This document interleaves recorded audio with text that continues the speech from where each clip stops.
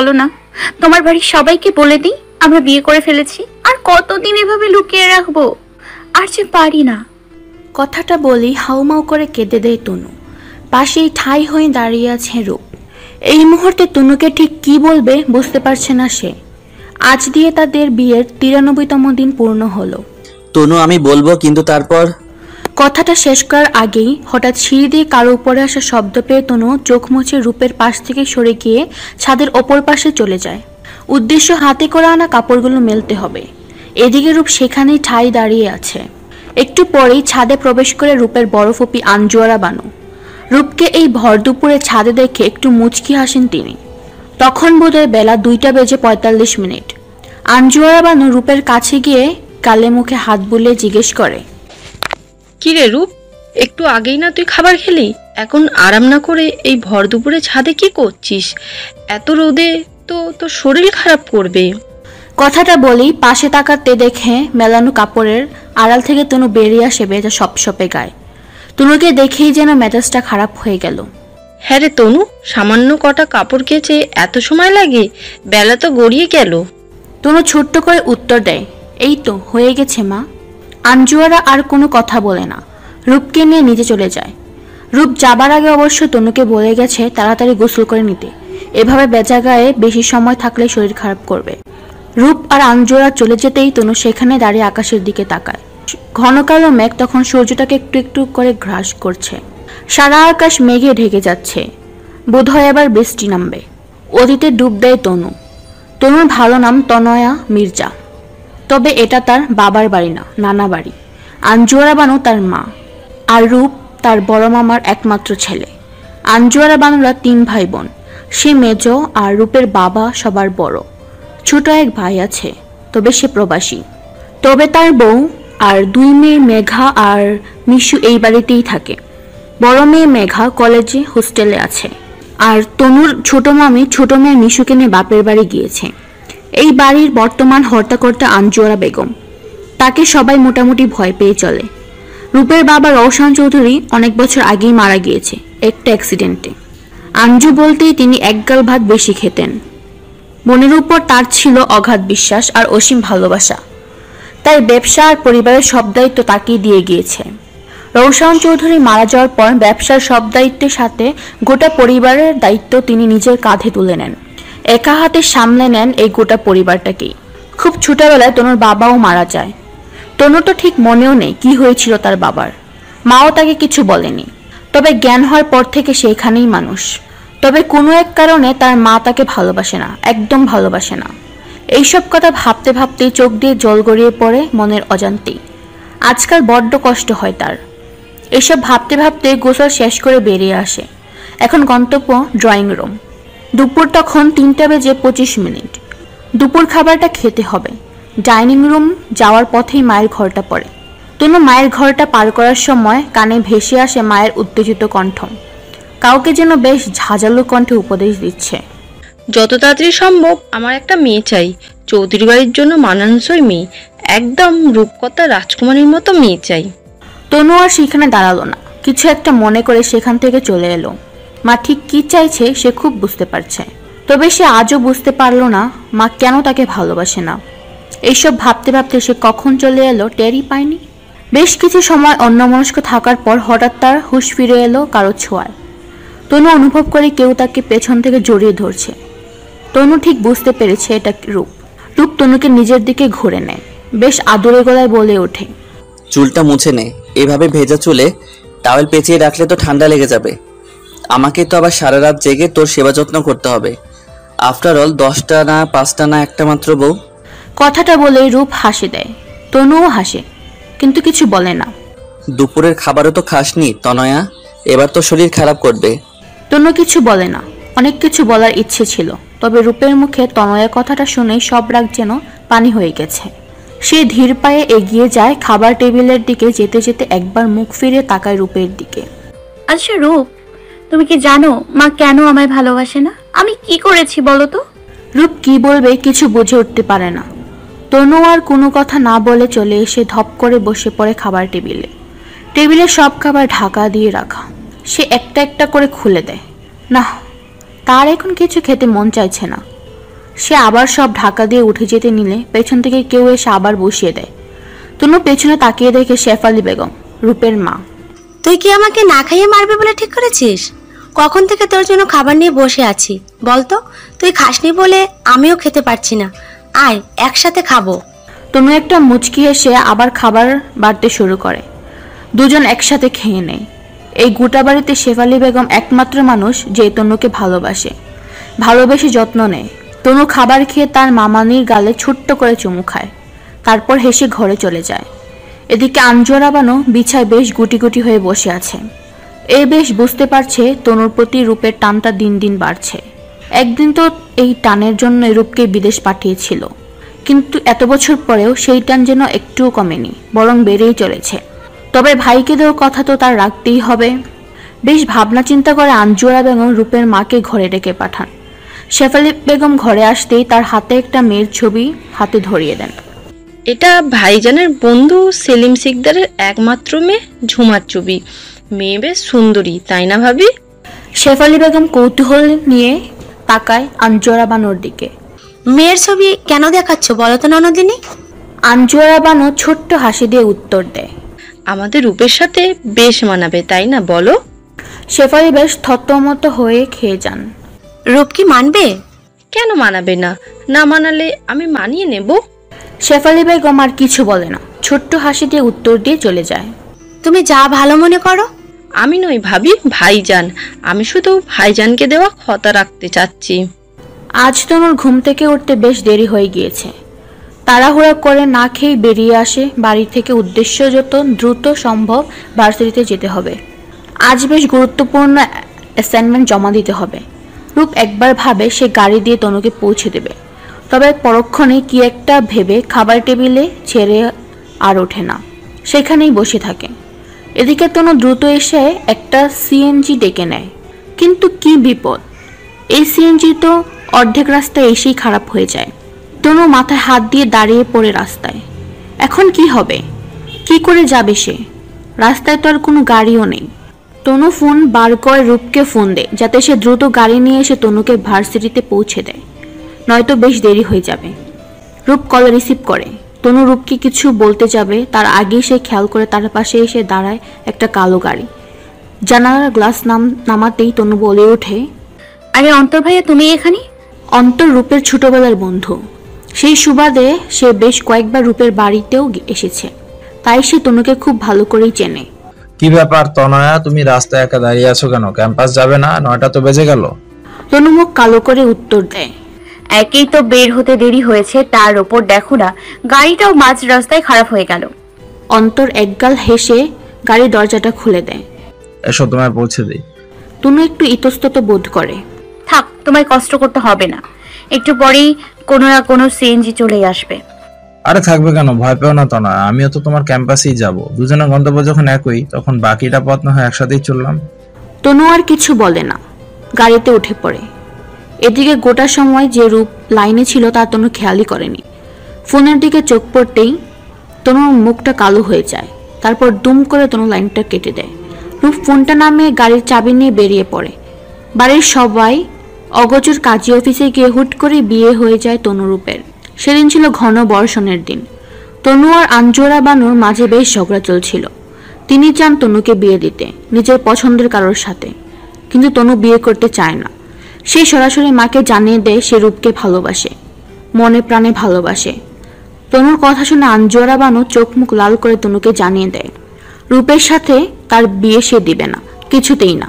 সে তনুর জন্য ভালো ছেলে দেখে রেখেছে, রূপকে সে তনুর হাতে দেবে না, কিছুতেই না। কিন্তু তনু তো কিছুতেই মানবে না।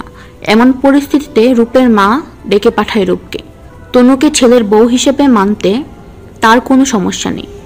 আঞ্জুরা বানু কড়া গলায় শেফালি বেগমকে বলে ওঠে, রূপকে ডাকার কি আছে? আমি তো জানি রূপ তাকেই বিয়ে করবে যাকে আমি পছন্দ করব। তনু তো শুধু ওর ভালো বন্ধু, ছোটবেলা খেলার সাথী, জীবন সঙ্গী নয়, কখনো হবেও না। শেফালি বেগম আর তনু দুজন রূপের মুখের দিকে ফেল করে তাকিয়ে আছে। সে হয়তো বলবে তার তনুকে চাই জীবনসঙ্গী হিসেবে, কিন্তু সবাইকে অবাক করে দিয়ে রূপ কিছুই বলে না, মাথা নিচু করে সেখান থেকে চলে যায়। আঞ্জুয়ারা বানু এবার একটা বিজয় হাসি হেসে তনুকে জানিয়ে দেয় সে যেন আর জেদ দেখিয়ে না বসে থাকে। হয় সে মায়ের পছন্দ মতো কাউকে বিয়ে করবে, নয়তো যে এক্ষুনি বাড়ি থেকে বেরিয়ে যা। তনু ফেল করে তাকিয়ে থাকে মায়ের দিকে। আঞ্জুয়ারা বানু একটু দম নিয়ে সব রাগ খুব একসাথে করে তনুর দিকে তাকায়। নিজের অজান্তেই বলে ওঠে, তনয়া, তুমি একদম তোমার মায়ের মতো একরকম জেদি, আমার সব সময় কষ্টের কারণ। তনু মায়ের কথা কিছু বোঝে না। মা মাঝে মাঝে এমন অনেক কথা বলে যা তনু বোঝে না, মাও বোঝাতে চায় না। মাকে তেমন কিছু না বললে শুধু একটা কথাই বলে, তুমি আমায় কেন ভালোবাসো না মা? কেন চাও না আমি ভালো থাকি? আমি তো তোমার মেয়ে। আঞ্জুয়ারা বানু বেশ শান্ত গলায় জবাব দেয়, আমি চাই তুমি ভালো থেকো, তবে রূপের সাথে নয়, তুমি রূপের যোগ্য নয়। তনু কিছু না বলেই বেরিয়ে যায় বাহিরে। আর কথা বলে লাভ নেই। আঞ্জুয়ারা বানু কিছু বলে না মেয়েকে, আটকানোর চেষ্টাও করে না। প্রায় সন্ধে হয়ে এসেছে, বাহিরে টিপটিপ বৃষ্টি পড়ছে। তনু বাড়ির পেছনের দোলনায় বসে আছে, সারা শরীর চুয়ে চুয়ে পানি পড়ছে। সেই সকাল গড়িয়ে সন্ধে হলো, তনু এখনো সেখানেই বসে আছে। হঠাৎ সে অনুভব করে কেউ তার কাঁধে হাত রেখেছে। তনু উঠে দাঁড়িয়ে পেছন ফিরতেই দেখে রূপ। রূপ দুম করে তনুকে জড়িয়ে ধরে। তনুকে কিছু বলতে না দিয়ে সে বলে ওঠে, আমাকে বিয়ে করবি তনয়া? আমি তোর সাথে থাকতে চাই, সারা জীবন থাকতে চাই।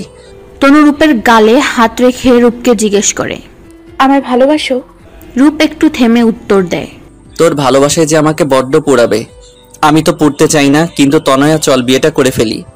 আর পেছনে ফিরে তাকায়নি। তনু শক্ত করে রূপের হাতটা ধরে নেয় সে। এসব ভাবতে ভাবতে বেশ দ্রুত গাড়ি ছুটিয়ে চলছে রূপ। সামনে দেখা যাচ্ছে অন্তরের গাড়িটা। রূপ দম করে অন্তরের গাড়ির সামনে এসে নিজের গাড়িটা দাঁড় করিয়ে দেয়। একটুর জন্য গাড়ি ধরে পরস্পরকে ধাক্কা দেয়নি। অন্তর রূপকে দেখে বেশ রেগেই গাড়ি থেকে নামে। Are you crazy? ঠিক সময় ব্রেক না করলে কি হতো ম্যান? তুই তো মূর্তির সাথে আমি আর তনুও। রূপ গাড়ি থেকে বেরিয়ে বেশ ঠান্ডা গলায় উত্তর দেয়, মরে যেতাম তো যেতাম, এমনিতেও তুই আমার প্রাণটাই নিতে চাস, ইভেন সেটা নেওয়ার ট্রাইও করছিস। অন্তর রূপের কথার আগামাথা বুঝে না। রূপ অন্তরকে হাক করে, কুশল বিনিময় করে নেয়। সে রূপের বেশ ছোটবেলার বন্ধু।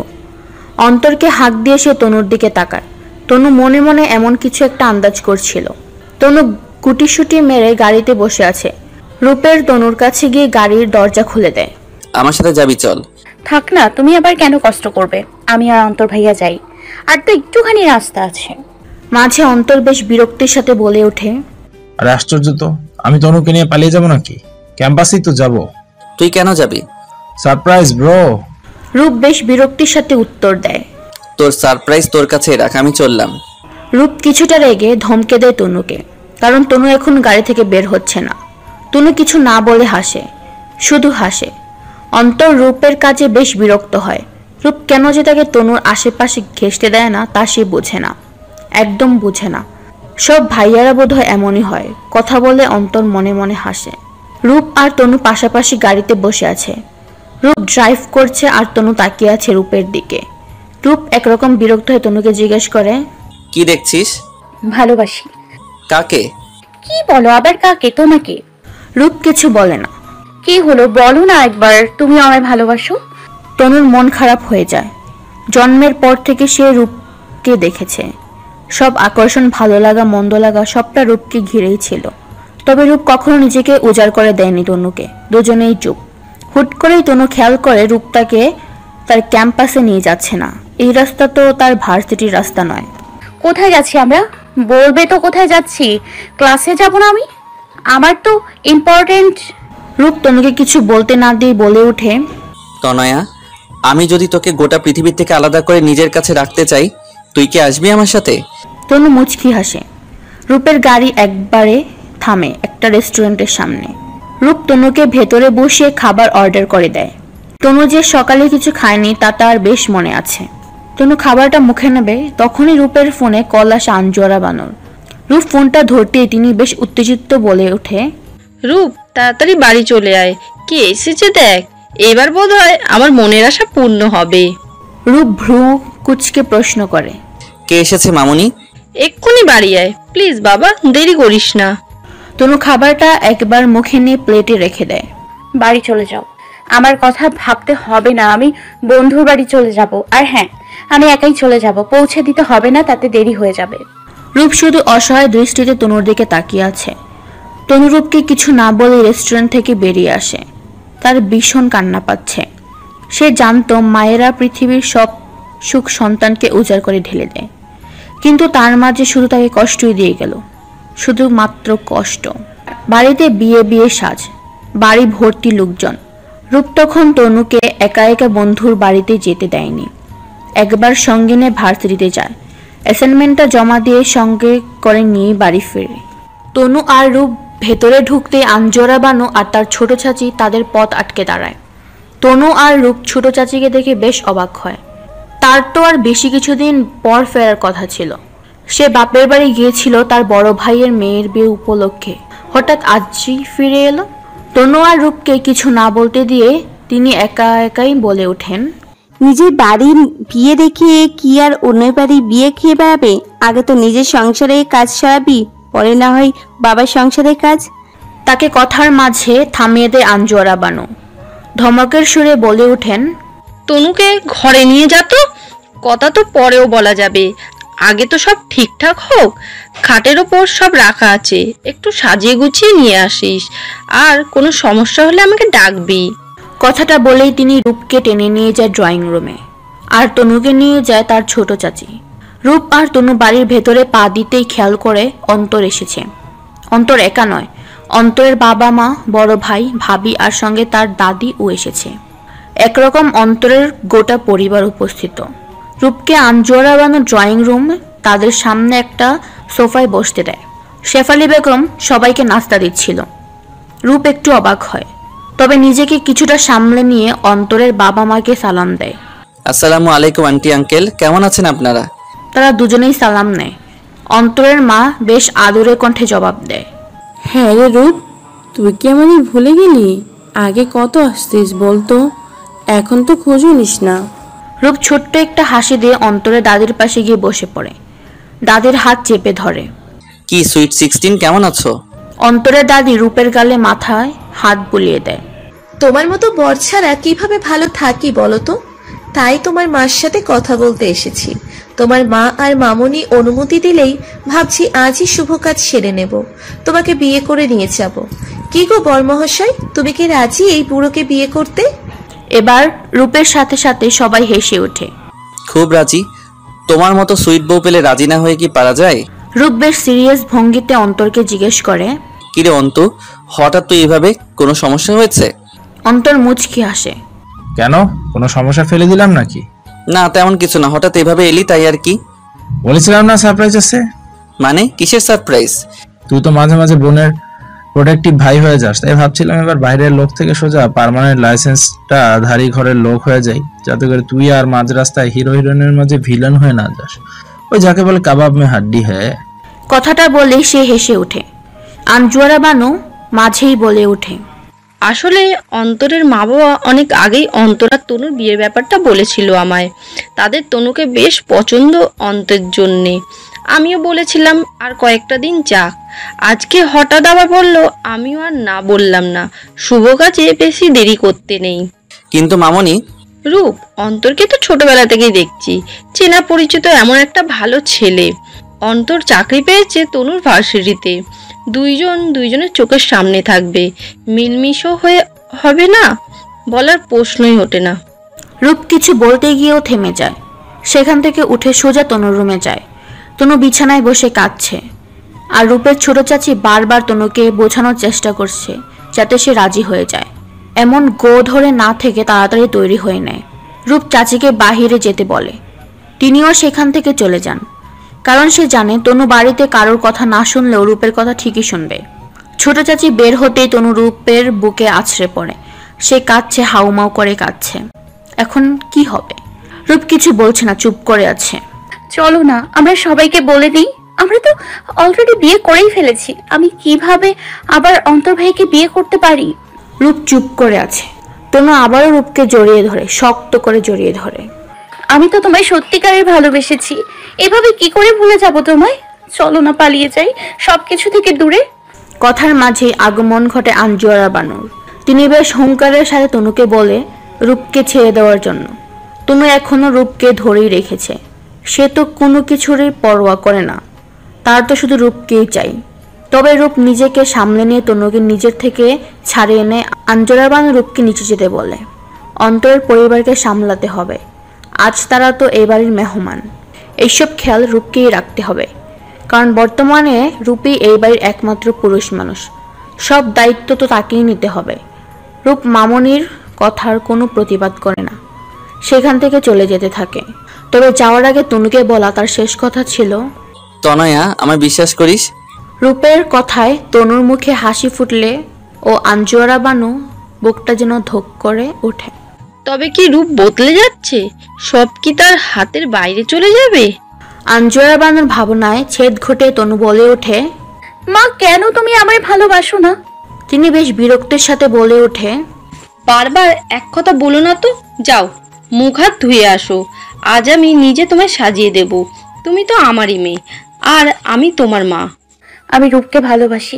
রূপ তোমায় ভালোবাসে না। মা প্লিজ। তনু, এটা আবেগ। রূপ যা করছে সব আবেগের বশে করছে, এর থেকে বেশি কিছু নয়। তনুর মাথায় হুট করে যেন গরম হয়ে গেল। বেশ জোর গলায় বলতে ইচ্ছা করছে, একজন প্রাপ্তবয়স্ক মানুষ কি শুধু আবেগের বশেই কাউকে বিয়ে করে নিতে পারে? না, পারে না। আবেগ, মায়া, ভালোবাসা সবকিছু মিলেই তো একটা মানুষ আর আরেকজন মানুষকে নিজের জীবনে আমন্ত্রণ জানায় জীবনসঙ্গী হিসেবে।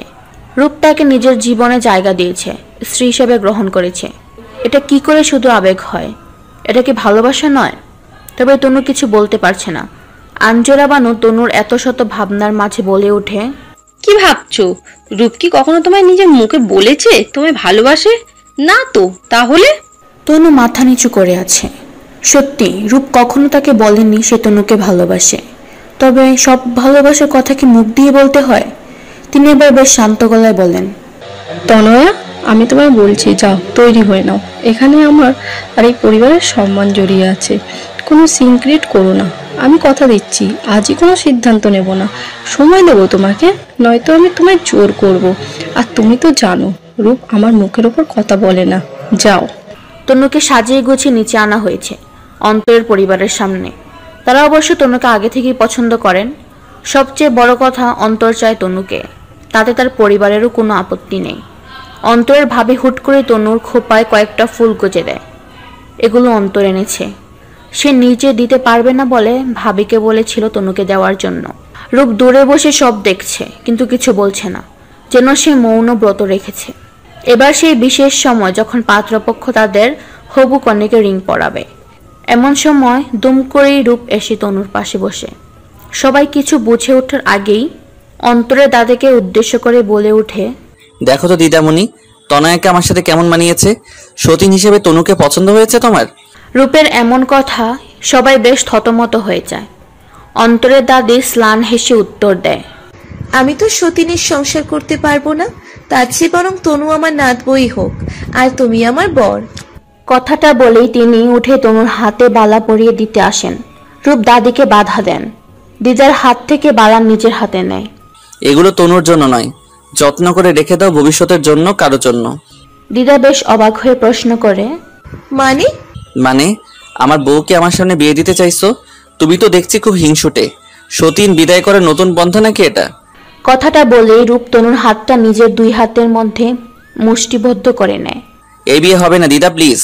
এবার পরিস্থিতি কেমন একটা হয়ে গিয়েছে। সবার একে অপরের মুখে তাকাতাকি করছে। কারো আর বুঝতে বাকি নেই রূপ চাইছে না বিয়েটা হোক। আঞ্জুয়ারা বানু এবার নড়ে চড়ে বসেন। পরিস্থিতি সামাল দিতে তিনি বিয়ে সংক্রান্ত কার্যক্রম এখনই বন্ধ করে দেন। আসলে তনুর পড়াশোনা তো শেষ হয়নি, আগে শেষ হোক। তাই তনু এখন বিয়ে টিয়ে করতে চাইছে না। আর উপর তো একটা পাগল, সেসব না বলে শুধু শুধু পাগলামো করেছে। স্পষ্ট বললেই তো হয় তনু এখন বিয়ে করবে না। আর ও তো তনু হ্যাঁতে হ্যাঁ মেলাবেই। অন্তর, তুমি তো রূপকে চেনোই, ও তো মজা করেছে। আঞ্জুয়ারা বানুর কথায় সবাই মলিন হাসি হাসে। রূপ এখন তনুর হাত ধরে রেখেছে। সবাই ব্যাপারটা একটু সংকোচের সাথে মেনে নিলেও অন্তর বেশ বুঝতে পারছে রূপ চাইছে না। অন্তর এতদিন রূপের ব্যবহার ফরমানে নিলেও আজকের ঘটনায় সে নিশ্চিত রূপ তনুকে চায়। সে শুধু শুধু ওদের মাঝে আসতে যাচ্ছিল। এখন অবশ্য তার লজ্জা লাগছে, বেশ লজ্জা লাগছে। অন্তরের পরিবারকে দুপুরের খাবার খাইয়ে ভালোভাবে বিদায় দিয়ে নিজের ঘরের বিছানায় এসে বসেন আনজুয়ারা বানু। সঙ্গে রূপের মা আর চাচিও আছেন। আনজুয়ারা বানু একটা পান সেজে রূপের মায়ের হাতে দিয়ে প্রশ্ন করে, আচ্ছা ভাবি, তনুকে তোমার কেমন লাগে? তিনি মৃদু হাসেন। কেমন আবার লাগবে, ছোট থেকে তো তনুকে আমি মানুষ করেছি আমার মতো করে। রূপ তো তোমার হাতে মানুষ, ছেলেটা সেই ছোট থেকেই তুমি ছাড়া কিছুই বুঝতো না। আমার তনুই তো আমার পায়ে পায়ে ঘুরতো, তুমি তো তনুকে দেখতেই পারতে না। কথাটা বলতে গিয়ে তিনি থেমে যান আর চোখে তাকান আনজুয়ারা বানুর দিকে, বেশ থতমত খেয়ে যান। আসলে আমি অমনভাবে বলতে চাইনি। না, ঠিকই তো বলেছে, তনুকে আমি ভালোবাসি না। রূপের চাচি এবার নীরবতা ভেঙে বলে ওঠেন, সে যাই হোক, রূপের সাথে তনুর বিয়ে হলে মন্দ না, দুজনে একসঙ্গে সঙ্গে থাকবে, আর তনুও পরে বাড়ি যেতে হবে না। শেফালি বেগমও তাতে সহমত প্রকাশ করেন। আনজুয়ারা বানু শেফালি বেগমকে ধমক দিয়ে থামিয়ে দেন। না, সেটা সম্ভব না। সেরূপ যাই বলুক, তনুর যোগ্য নয়। রূপের চাচি বলে ওঠেন, রূপ যে বলল ও তনুকে বিয়ে করবে। এবার আনজুয়ারা বানুর চোখ মুখ লাল হয়ে যায়। এতদিন আমার রূপকে দেখেছো, এটুকু বুঝো না ছেলে কোনটা মজা করে বলছে আর কোনটা সত্যি সত্যি বলছে? রূপ হয়তো তনুকে পছন্দ করে, কিন্তু আমাকে না জানিয়ে বিয়ে অসম্ভব। শেফালি বেগমের মুখটা মলিন হয়ে যায়। তিনি আজ অব্দি বুঝতে পারলেন না তার ননদকে। তার যে তনুর উপর কিসের এত রাগ তিনি বুঝতে পারেন না। তবে তিনিও মনে মনে চান রূপ আর তনুর বিয়েটা হোক। সন্ধ্যায় রূপ ছাদে বসে স্মোক করছিল, অতিরিক্ত টেনশন থেকে মুক্তির পথ। তনু কোথা থেকে এসে রূপকে পেছন থেকে জড়িয়ে ধরে। রূপ সিগারেটটা ফেলে দেয়। আমার এখন তোমায় চুমু খেতে মন চাইছে, তবে খাবো না। রূপ তনুকে ছাড়িয়ে নেয়, চোখে মুখে চিন্তার ছাপ। তনু একটু অপ্রস্তুত হয়ে যায়। কি হয়েছে, কি এত ভাবছো? মামনিকে সবটা বললে কেমন রিয়েক্ট করবে বুঝতে পারছি না। মা বোধহয় খুব রাগ করবে। মামনি কিছু খুব কষ্ট পাবে। কি কিছু না। হুট করে বিয়ে করাটা বোধহয়। রূপ থেমে গিয়ে আর চোখে তনুর দিকে তাকায়। আফসোস হচ্ছে তো, আফসোস করে লাভ নেই। কেন? কেন আবার? তোমাকে বিয়েটা তো করেই নিয়েছি, এখন ভাবছি 2-4টা বাচ্চা কাচ্চা নিয়ে নেব, তাতে তো মার আফসোস 2 গুণ 3 গুণ হয়ে যাবে। তারপর একেবারে বাচ্চা কাচ্চা সহ মায়ের কাছে গিয়ে বলে দিব আমরা চুপি চুপি বিয়ে করে নিয়েছি, বাচ্চাও নিয়ে ফেলেছি। এবার রূপ আর তনু দুজনেই হেসে দেয়। তাদের হাসি থেমে যায় কারোর পায়ের শব্দে। কেউ যেন উপরে আসছে। রূপ আর তনু দুজনেই একটু দূরত্ব নিয়ে দাঁড়ায়। আনজুয়ারা বানু এসেছে। তিনি এসে তনুকে নিচে যেতে বলেন, রূপের সাথে একা কথা বলবেন। তনু যেতে চায় না, সেও শুনতে চায় মা কি বলবে। তবে তিনি তনুকে একটা ধমক দিয়ে নিচে পাঠিয়ে দেয়। তনু মাকে একটা ভেঙচি কেটে নিচে চলে যায়। রূপের তনুকে দেখে ভীষণ হাসি পেলেও আনজুয়ারা বানুর সিরিয়াস মুখ দেখে আর হাসে না। তিনি রূপকে ছোট্ট করে প্রশ্ন করেন, কেন করলি এমন? কেমন? অন্তরের পরিবারের সামনে যা করলি, তাতে কি আমার মুখ ছোট হলো না? সত্যি তো বললাম। কোনটা সত্যি? আমি তনুকে ভালোবাসি, এটাই সত্যি। এবার আনজুয়ারা বানুর বুকটা ধক করে ওঠে। রূপ স্বভাবত খুবই চাপা। তার আবেগ অনুভূতি সে খুব কম প্রকাশ করে। ওই তো কিছু মানুষ হয় না যাদের বুক ফাটে তবুও মুখ ফোটে না। রূপ ঠিক তেমন ধাঁচের মানুষ। রূপ যে কখনো এভাবে তনুকে ভালোবাসার কথা বলবে তা তিনি কল্পনাতেও ভাবেননি। তিনি নিজেকে একটু সামলে নিয়ে রূপের মাথায় হাত রেখে একটু আদর করে দেয় রূপকে। আমি চাই না তনুর সাথে তোর সম্পর্ক গড়ে উঠুক, আমি সত্যি চাই না।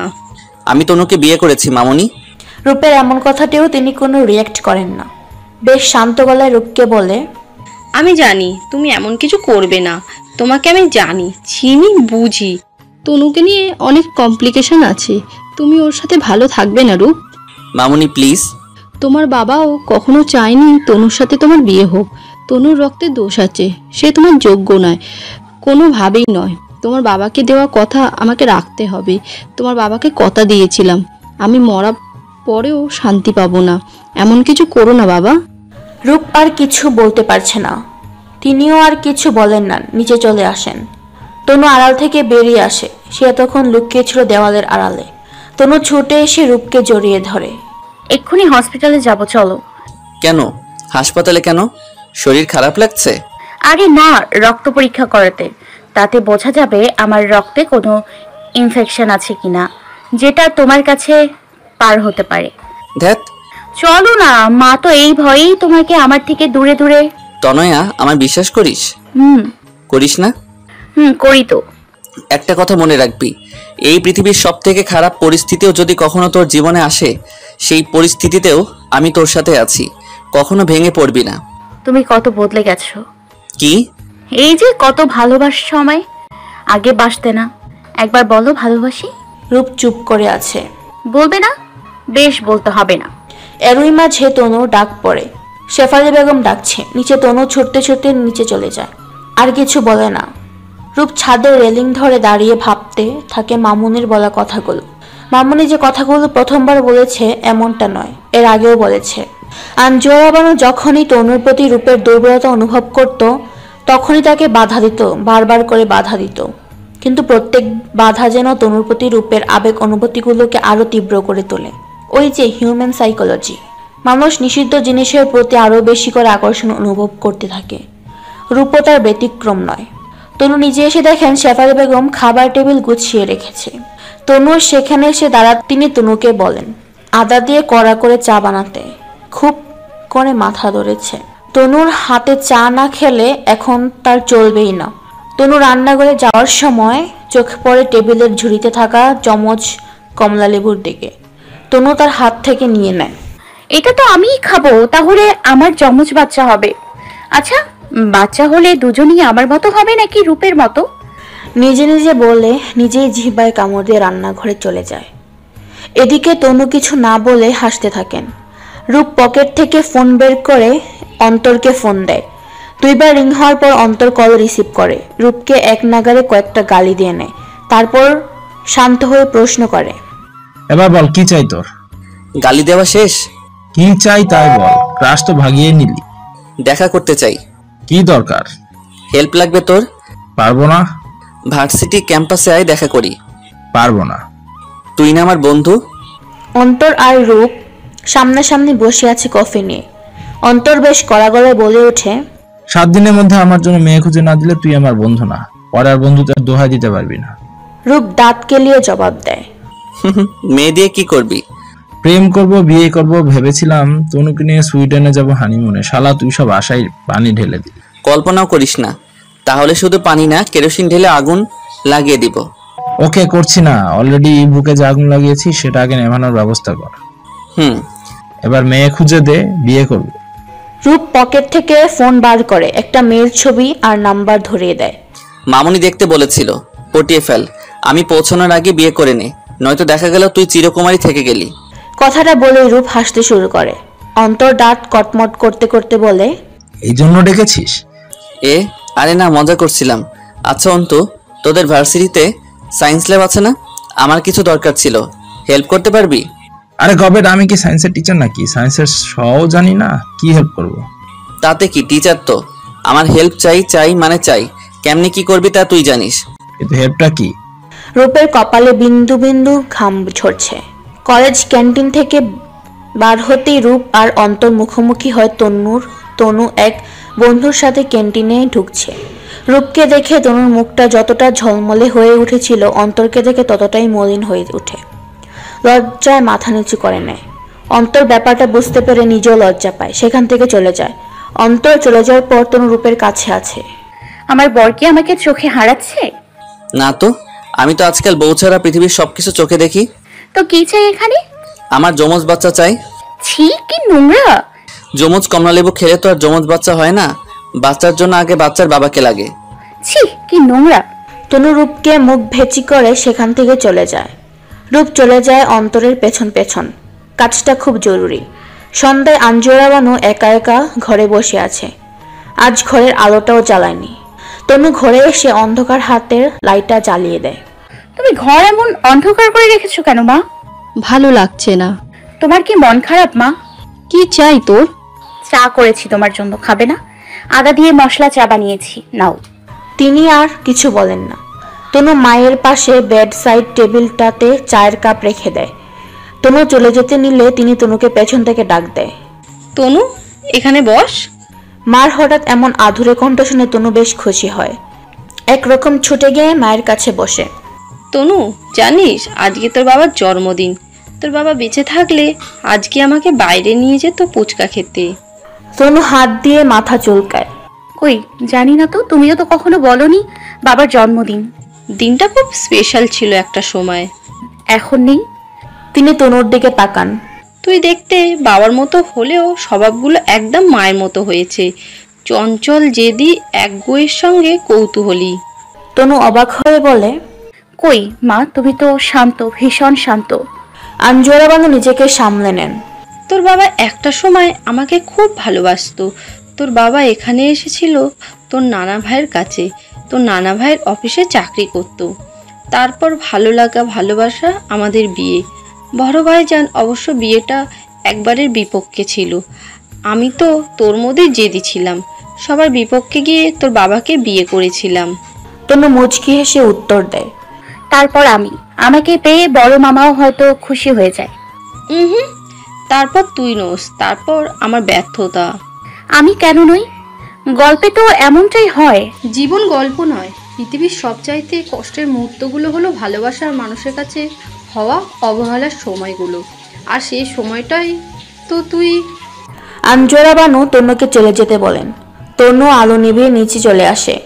আজ সকাল থেকে বাড়িতে ভালো মন্দ রান্না চলছে। আজ তনু ছোট মামা দেশে ফিরবে। রান্না করছে আঞ্জুয়ারা বানু আর শেফালি বেগম। তনুর ছোট মামি সারাদিন ঘর থেকে বার হয়নি। তিনি বাপের বাড়ি চলে যেতে চান, তবে কেউ তাকে যেতে দেয়নি।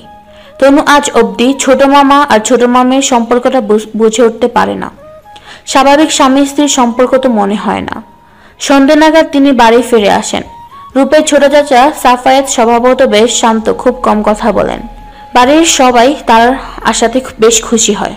তিনি সবার জন্য কিছু না কিছু হাতে করে নিয়ে এসেছেন। রাতের খাবারের শেষে তিনি বেশ দ্বিধাদ্বন্দ্বের সাথে নিজের ঘরে যান। এই গোটা সময়টুকুতে তিনি একবারও নিজের স্ত্রীর মুখ দেখেননি। ঘরে তার স্ত্রী মানে রূপের চাচি বসে আছেন। সাফায়েত সাহেব ঘরে যেতে রূপের চাচি বিছানা থেকে উঠে দাঁড়ায়। বালিশ কাঁথা নিয়ে রওনা হয় স্টাডি রুমের দিকে। সাফায়েত সাহেব বাধা দেন। যেতে হবে না। হবে হবে। বললাম তো যেতে হবে না। হবে হবে। এত অভিমান করতে নিয়ে নিল। ভালো তো বাসেন না, মানবিমানের পরোয়া করছেন কেন? দরকার নেই। দরকার আছে, আমার দায়িত্ব তুমি। শুধু দায়িত্ব? বিয়ে 8 বছর হতে চললো। সংসার কি জিনিস বুঝলাম না। না পেলাম স্বামীকে, না পেলাম সন্তানের সুখ। এমন জীবন কোনো মেয়ে চায় শুনি? আমি আমার অতীতটাকে ভালোবাসি। আর আমাকে? আমি তো বর্তমান। সরুন, আমি চলে যাব ঘর থেকে। সাফায়েত তার স্ত্রী নীলুকে বিছানায় টেনে বসিয়ে দেয়। মাত্র 2 দিনের জন্য এসেছি, একটু কষ্ট করো, তারপর আবার চলে যাব। আমার ঘর সংসার সবই তো তোমার। সবাই আমার, শুধু আপনি ছাড়া। নীলু, তিনি নাক ফুলিয়ে উত্তর দেন, এমন তাসে ঘর গড়বেন বলেই কি এসেছিলেন? চাই না এমন জীবন। সাফায়েত আর কিছু বলেন না। এতদিনে নীলুর মনে অভিমানের পাহাড় জমে গিয়েছে। রাতে সবাই শুয়ে পড়ার পর তনু গুটি গুটি পায়ে ছাদের দিকে হাঁটা দেয়। সে জানে রূপ এখন ছাদে তার জন্য অপেক্ষা করছে। এটা যেন তাদের রোজকার ডিউটি। ঘুমানোর আগে নিজেদের মতো একটা ছোট্ট জগৎ তৈরি করে, তারপর সেই জগৎটাতে একটু সময়ের জন্য বেঁচে থাকা। তনু ছাদে গিয়ে এদিক ওদিক তাকায়, কই কোথাও তো রূপ নেই।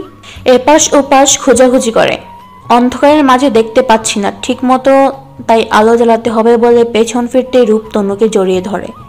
তনু বেশ ভয় পেয়ে যায়। ভয় পেলি তনয়া? না, শুধু বুক ধরপড় করছে। কোথায় দেখি? না, দেখতে হবে না। ওকে দেখলাম না। কি ঢং, ঠিক ছোট মামার মতো। এখানে চাচ্ছ এলে কোথা থেকে? কেন, দেখো না ছোট মামা কেমন করে ছোট মামিকে। মামি খুব কষ্ট পায়। ছোট চাচ্চু কাউকে একটা ভালোবাসতো, বাড়ির সবাই তাকে জোর করে ছোট মাম্মির সাথে বিয়ে দিয়ে দেয়। চাচ্চুর সেখানে একটু প্রবলেম, হয়তো মানিয়ে নেবে। আর কবে মানবে শুনি? বুড়ো হলে। কথাটা বলেই রূপ হেসে ওঠে। আচ্ছা রূপ, মা যদি তোমায় অন্য কারোর সাথে বিয়ে দিয়ে দিত, তুমি কি এমন করতে? আমার শোকে পাথর হয়ে যেতে না? নতুন বউকে ভালোবাসতে না? পাগল নাকি?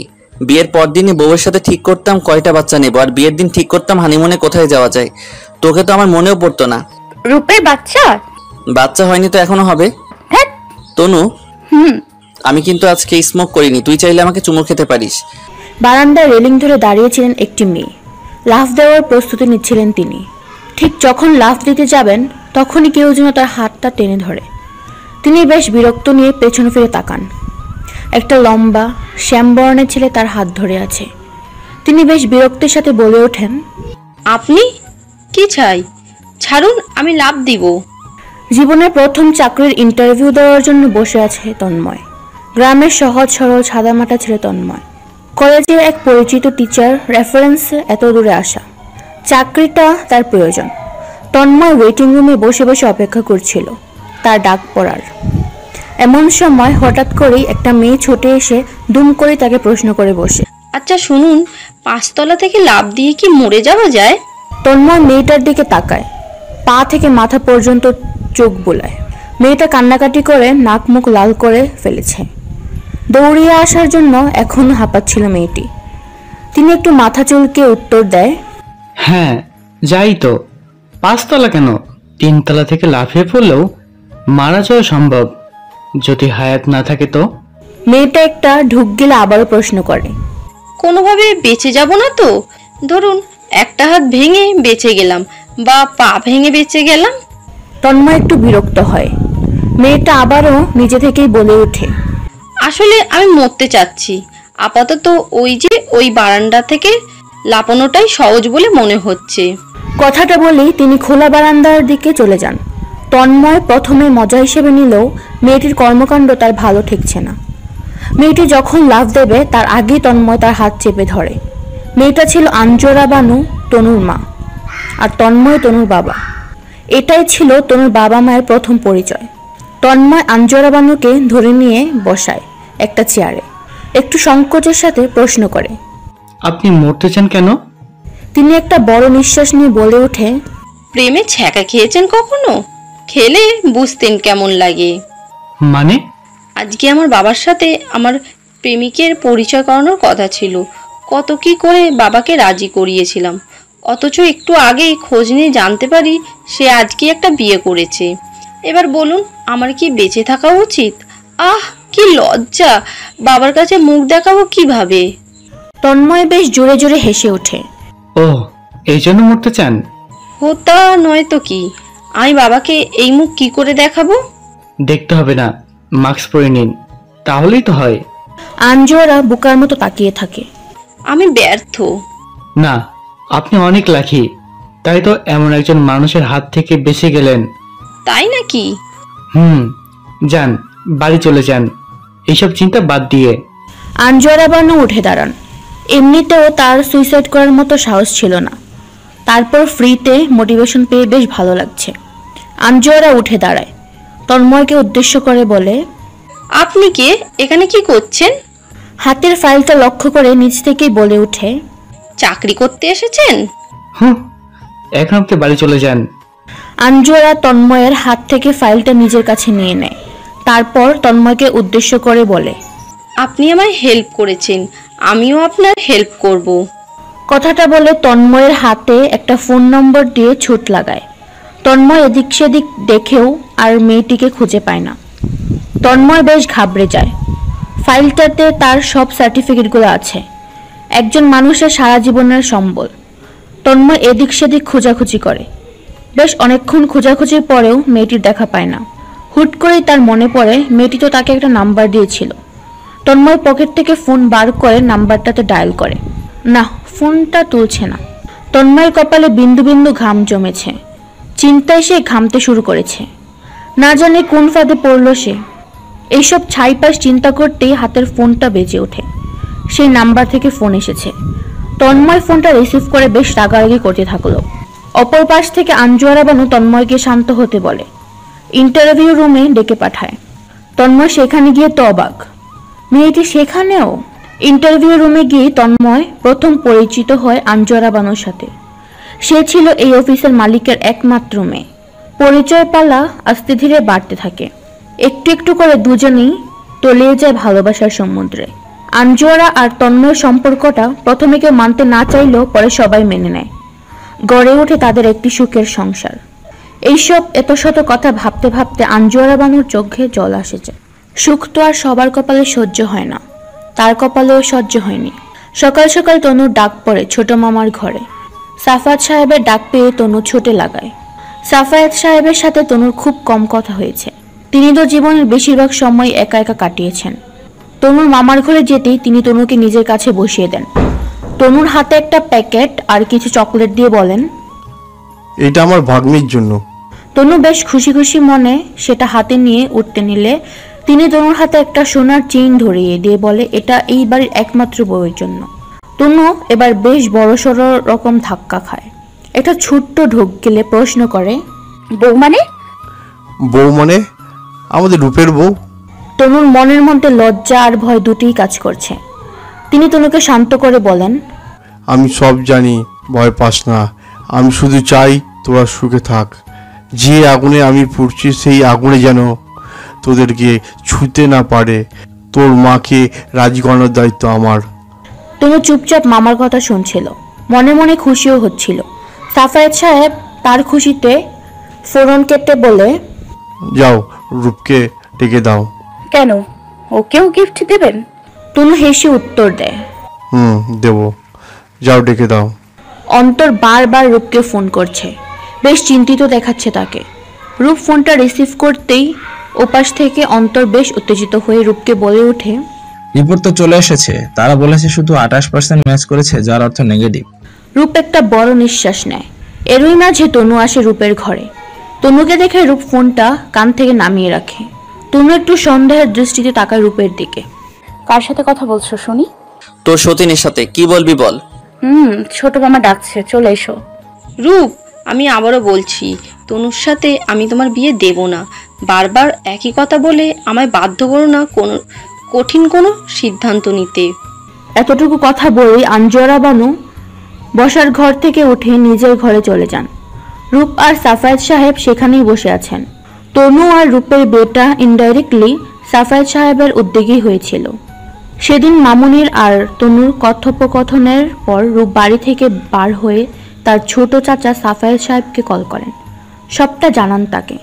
সাফায়াত সাহেব সেদিন রূপকে শুধু বলেছিল, যে কোনো কিছুর বিনিময়ে হোক নিজের ভালো থাকাকে কখনো বিসর্জন দিস না। ভালোবাসার মাঝেই তো ভালো থাকা। আজ সাফায়াত সাহেব ফিরে যাবেন তার কর্মস্থলে। যাবার আগে ভেবেছিলেন রূপ আর তনুর ব্যাপারটা বড় আপাকে জানিয়ে দেবেন, কিন্তু আঞ্জুয়ারা বানুর অসুস্থতা আর বিষণ্ণ মুখ দেখে তিনি বলতে চেয়েও কিছু বলতে পারেন না। হাজার হোক বড় আপা তো মায়ের মতো। আর একটু সময় নিয়েই না হয়ে তনু রূপের ব্যাপারটা মেটানো যাবে। কিছুদিন যাবৎ আঞ্জুয়ারা বানুর শরীর মন কোনটাই ভালো চলছে না। আজকাল তার অতীতের কথা বড্ড বেশি মনে পড়ে অতীতে কাটানো ভালো সময়গুলোর কথা। তন্ময় তাকে বড্ড ভালোবাসত। বাড়ি থেকে পালানোর পর আঞ্জুয়ারা বানুর পরিবার আঞ্জুয়ারা বানুর মুখ দেখতে নারাজ ছিল। তবে তন্ময় সব সময় তাকে খুশি রাখার চেষ্টা করত। সবকিছু যেন স্বপ্নের মতো ছিল, কোথাও ভালোবাসার কমতি ছিল না। বিয়ের বছর পার হতে না হতে আঞ্জুয়ারা বানু জানান তিনি মা হতে চলেছেন। খবরটা পেয়ে তন্ময় আঞ্জুয়ারা যতটা না খুশি হয়েছিল তার চেয়ে বেশি খুশি হয়েছিল আঞ্জুয়ারা বানুর বাবা আর ভাই। সব রাগ অভিমান ভুলে তারা ছুটে এসেছিল তাদের প্রিয় আঞ্জুর কাছে। একমাত্র মেয়ে নিজের মাঝে লালন করছে ছোট্ট একটা প্রাণ, এর চেয়ে খুশির আর কি হতে পারে। তবে সবটা গল্পের মতো হলেও মাঝে ঘন কালো মেঘে বাসা বাঁধে। আঞ্জুয়ারা বানু তখন 7 মাস চলছিল। সেদিন বাহিরে খুব বৃষ্টি হচ্ছিল। তিনি অবশ্য তখন বাপের বাড়িতেই ছিলেন, তন্ময় অফিসে। বাহিরে বৃষ্টি দেখে হঠাৎ করেই তার সাত জাগে বৃষ্টিতে ভেজা। তন্ময় ফোনের ওপার থেকে এক নাগারে বারণ করেই যাচ্ছিল তাকে, এই সময় একদম ঠান্ডা লাগানো যাবে না। না মানে না। তন্ময় বেশ রাগারাগিও করছে, কিন্তু আঞ্জুয়ারা তো প্রথম থেকে একরোকা জিদ্দি। কে শুনে কার কথা। আস্তে ধীরে পা টিপে টিপে হাঁটা দেয় ছাদের দিকে। রূপ তখন 4 বছরের বাচ্চা। ফুপ্পিকে ছাদে দেখে যেতে সেও ছুট লাগায় পিছু পিছু। দুজন স্বাদ মতো ভিজে নেয় আষাঢ়ের প্রথম বর্ষণে। এবার বেশ শীত করছে, আবার বাহিরে ঝড়ও শুরু হয়ে গেছে। বৃষ্টির ব্যাগ যেন বেড়েই চলছে। এখন নিচে নামার পালা। দুজন ধরাধরি করে নামার সময় হুট করে পা স্লিপ করে আঞ্জুয়ারা বানু দুম করে সিঁড়ি বেয়ে নিচে পড়তে থাকে। ছোট্ট রূপ সেখানেই ভয় পেয়ে কান্না করতে থাকে। বাহিরে প্রচণ্ড ঝড় চলছে আর আঞ্জুয়ারা বানু নিচে পড়ে ছটপট করছে। তাদের চিৎকারে এক এক করে বেরিয়ে আসতে থাকে বাড়ির লোকজন। তন্ময়কেও সাথে সাথে ফোন করা হয়। আজ সকাল থেকে আঞ্জুয়ারা বানুর কেন যেন বারবার নিজের মায়ের কথা মনে পড়ছে। সে সাফায়াতের কাছে যায় বায়না ধরে গ্রামের বাড়ি যাবার জন্য। সেখানে তাদের বাবা মায়ের কবর আছে, একবার জিয়ারত করে আসবে, কাছ থেকে দেখে আসবে, এতেই হয়তো মন একটু শান্ত হবে। যদিও আজ সাফায়াত সাহেবের বিদেশ ফিরে যাবার কথা ছিল, তবুও বড় আপার আবদার রাখার জন্য রাজি হয়ে যায়। কাল সকাল সকাল বেরিয়ে যাবে সবাই, কিন্তু তনুর কি হবে? তনুর তো ফাইনাল এক্সাম চলছে, সে তো যেতে পারবে না। তনুর মাকে জানিয়ে দেয় একটা দিন সে বন্ধুর বাড়িতে থাকবে, তাতে তার কোনো অসুবিধা হবে না। তনু ছাড়া বাড়ির সবাই যাবে তাদের গ্রামের বাড়িতে। বেশ সকাল সকাল সবাই তৈরি হয়ে নেয়, উদ্দেশ্য গ্রামের বাড়িতে। তনু মা মামিদের বিদায় দিয়ে রওনা হয় কলেজে। বেরোনোর আগে তৈরি হয় নতুন সমস্যা। রূপের নাকি কি একটা কাজ পড়ে গেছে, এখন সেও নাকি যেতে পারবে না। রূপের মা বার কয়েক রূপকে বলে, কোনোভাবেই কি কাজটা পরে করা যায় না? একটা দিনেরই তো ব্যাপার, কাল বিকেলেই ফিরে আসব। রূপ একটু অসহায় ভঙ্গিতে উত্তর দেয়, না আমার সম্ভব না, তেমন হলে আমি নিজেই চলে যেতাম, কিন্তু সম্ভব না। আঞ্জুয়ারা বানু কিছু বলে না, চোখ মুখ শক্ত করে দাঁড়িয়ে আছেন তিনি। রূপ মামনির দিকে তাকিয়ে ছোট্ট করে বলে, সরি মামনি। সবাই বেরিয়ে যায় বাড়ির উদ্দেশ্যে। প্রায় 3টা নাগাদ তনুর এক্সাম শেষ হয়। তনু ক্যাম্পাস থেকে বের হয়ে রাস্তায় দাঁড়িয়ে আছে, সঙ্গে তার বান্ধবীও। উদ্দেশ্য একটা সিএনজি পেলে সেটা নিয়ে রওনা হবে ফ্রেন্ডের বাসায়, রাতটা সেখানেই থাকবে। হঠাৎ তাদের সামনে এসে দাঁড়ায় একটা কালো গাড়ি। রূপ গাড়ি থেকে নেমে আসে। তনু তো অবাক। যাওনি? গেছি তো। তাহলে কি? রূপ গ্রামে গেছে আর আমি রূপের ভূত। কি সব বলো? দেখতে তো পাচ্ছিস তোর সামনে দাঁড়িয়ে। গেলে না কেন? রূপ শান্ত স্বরে জবাব দেয়, তোর জন্য। পাশে তনুর বান্ধবী হেসে ওঠে। সে রূপ তনুর ব্যাপারে সবই জানে, বিয়েতে সাক্ষীও ছিল। রূপ তনুর ফ্রেন্ডকে বাসায় নামিয়ে দেয়। তনুও যেতে চাইলে তনুর হাত চেপে ধরে। কই যাস? কেন, নিশুর বাড়ি। কেন? ও মাঝ না ওর থাকার কথা, বাড়িতে তো কেউ নেই, কই থাকবো? কেন, এই যে আমি আছি আমার সাথে থাকবি। তনু আর কিছু বলে না, অবাক দৃষ্টিতে তাকিয়ে থাকে রূপের দিকে। তারা দুপুরের খাবারটা একসাথে বাহিরেই খেয়ে নেয়। তনু বাড়ি ফেরে, গোসল শেষ করে বিছানায় গা এলিয়ে দেয়। ভীষণ ক্লান্ত, শোয়া মাত্রই সে ঘুমিয়ে পড়ে। রূপ বার কয়েক তনুকে দেখে যায়, সে এখনো ঘুমিয়েই আছে। প্রায় সন্ধে নাগাদ তনুর ঘুম ভাঙে। কিচেনে গিয়ে কফি বানিয়ে হাঁটা দেয় রূপের ঘরে। গোটা বাড়িতে এখন শুধু তারা দুজনেই আছে। রূপ বিছানায় বসে ফোন চাপছে। তনুকে দেখেও সে মাথা তুলছে না। তনু রূপের কাছে গিয়ে বসে, নাও কফি বানিয়েছি। দরকার নেই, যা ঘুমা, রাত হইছে। মানে কি? কিছু না। তনু বুঝে গেছে রূপ রেগে আছে। তনু মুখ কাচুমাচু করে উত্তর দেয়, একটু টায়ার্ড ছিলাম তো। ঠিক আছে। রাতে কি খাবে? কি রান্না করব, নাকি বাইরে থেকে কিছু অর্ডার করব? রূপ একটু নড়ে চড়ে বসে তনুর মুখের দিকে তাকিয়ে উত্তর দেয়, তনু বাহিরে যাবি ডিনার করতে, ক্যান্ডেল লাইট ডিনার। তনু হাসে, হেসে উত্তর দেয়, চলো যাই। দুজন রেডি হয়। তনু প্রথমে রেগুলার একটা ড্রেস পরলেও পরে রূপের জোড়াজুড়িতে একটি শাড়ি পরে নেয়। দুজনে বেশ কাপল কাপল লাগছে আজ। রাত খাবার শেষ করতেই তনু বাড়ি যেতে চায়। বেশ রাত হয়ে গেছে। রূপ ভ্রু কুচকে তনুকে বলে ওঠে, বাড়ি যাব কেন, আজ রাতে আমরা এখানেই থাকবো। তনু অবাক হয়ে বলে, এখানেই থাকবো? এখানেই। তনু একবার নিজের দিকে তাকায়, একবার রূপের দিকে তাকায়, তারপর প্রশ্ন করে, আর জামা কাপড় এইসব পরেই থাকবো নাকি? রূপ একটু বিরক্ত হয়ে উত্তর দেয়, দরকার নেই। খাবার শেষ করে রূপ আর তনু হাঁটা দেয় রুমের দিকে। তনু ঘরে ঢুকতেই অবাক হয়ে যায়, কি সুন্দর ঘরটা, চারদিকে কি সুন্দর করে সাজানো, চারদিকটা কাঁচা ফুলের গন্ধে মোমো করছে।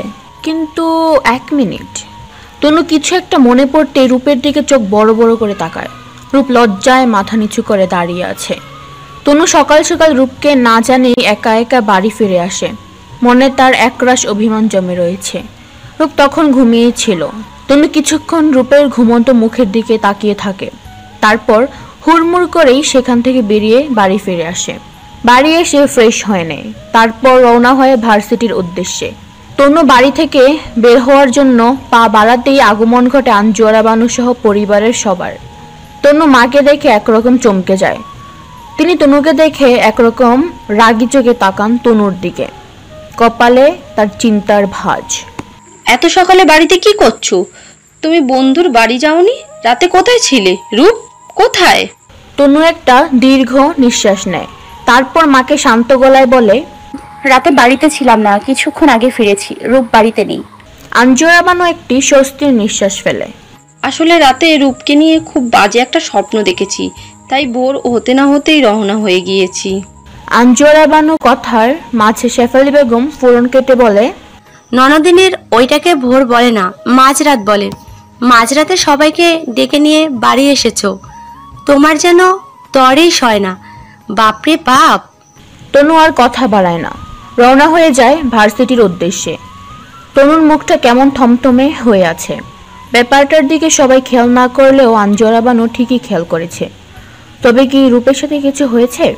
রূপ ঘুম থেকে উঠে বার কয়েক তনুর নাম ধরে ডাকাডাকি করে। তনুর কোনো সাড়া নেই। রূপ কিছুক্ষণ সেভাবেই শুয়ে থাকে। হয়তো তনু ওয়াশরুমে গেছে, শাওয়ার নিচ্ছে, কিন্তু অনেকক্ষণ তনুর কোনো সারা শব্দ না পেয়ে রূপ বিছানা থেকে উঠে ওয়াশরুমের উকি দেয়। তনু তো সেখানেও নেই। বারান্দায় গিয়ে উকি দিলে দেখতে পায় সেখানেও তনু নেই। এবার রূপে টেনশন হতে থাকে, তনু কি তবে রাগ করছে? তনু তাড়াতাড়ি ফ্রেশ হয়ে নিচে নেমে আসে, রিসেপশনে গিয়ে চেক আউট করে নেয়। রিসেপশন থেকে শুনতে পায় তনু বাড়ি ফিরে গেছে। কথাটা তনু রিসেপশনে বলে গিয়েছিল, তারা যেন রূপকে জানিয়ে দেয়। রূপ দ্রুত বাড়ি চলে আসে। বাড়ি ফিরেই সবাইকে দেখে একরকম ধাক্কা খায়। তাদের তো রাতে ফেরার কথা ছিল, এত সকালে কি করছে?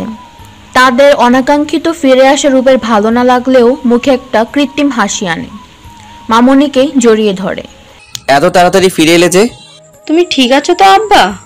ঠিক আছি। তুমি এত সকালে ফিরে এলে যে? তোমাকে নিয়ে একটা খারাপ স্বপ্ন দেখেছি, ওখানে বসে চিন্তা করার থেকে ভাবলাম বাড়ি ফিরে আসি। রূপ এদিক সেদিক তাকায়, তনু কোথায়? পাশ থেকে রূপের ছোট চাচি রূপকে বলে, তনু পরীক্ষা দিতে গিয়েছে, আজ তো ওর পরীক্ষা। তনু খেয়েছে? কি জানি, আমরা বাড়ি ফিরতে তো দেখলাম ও রেডিওয়ে বেরিয়ে গেছিল, খেয়েছে কিনা জানি না। রূপের হাতের ঘড়ির দিকে তাকিয়ে আছে। পরীক্ষা শুরু হতে এখন ঘন্টাখানেক দেরি আছে। রূপ আর কথা না বাড়িয়ে বাহিরে বেরিয়ে পড়ে। আঞ্জুয়ারা বানু রূপকে বাধা দিয়ে বলে ওঠে, এখন যাস না, তুই যেতে যেতে তনু পরীক্ষা হলে ঢুকে পড়বে, খেতে পারবে না। রূপ মামনির কথায় মাথা নিচু করে নেয়। মামনি কিভাবে যেন তার মনের সব কথা বুঝে নেয়। আমি তনুর কাছে যাব না, একটু কাজ ছিল তাই। আঞ্জুয়ারা বানু আর কিছু বলেন না, ঠান্ডা চোখে তাকিয়ে থাকেন রূপের দিকে। রূপ মামনির দিকে না তাকিয়ে বেরিয়ে যায়। ক্যান্টিনে তনু একা একা বসে আছে। আজ তনু বেশ তাড়াতাড়ি ক্যাম্পাসে চলে এসেছে। কিছু খাওয়াও হয়নি তার, কিছু খেতেও ইচ্ছে করছে না। তনু না খেয়েই পরীক্ষার হলে ঢুকে পড়ে।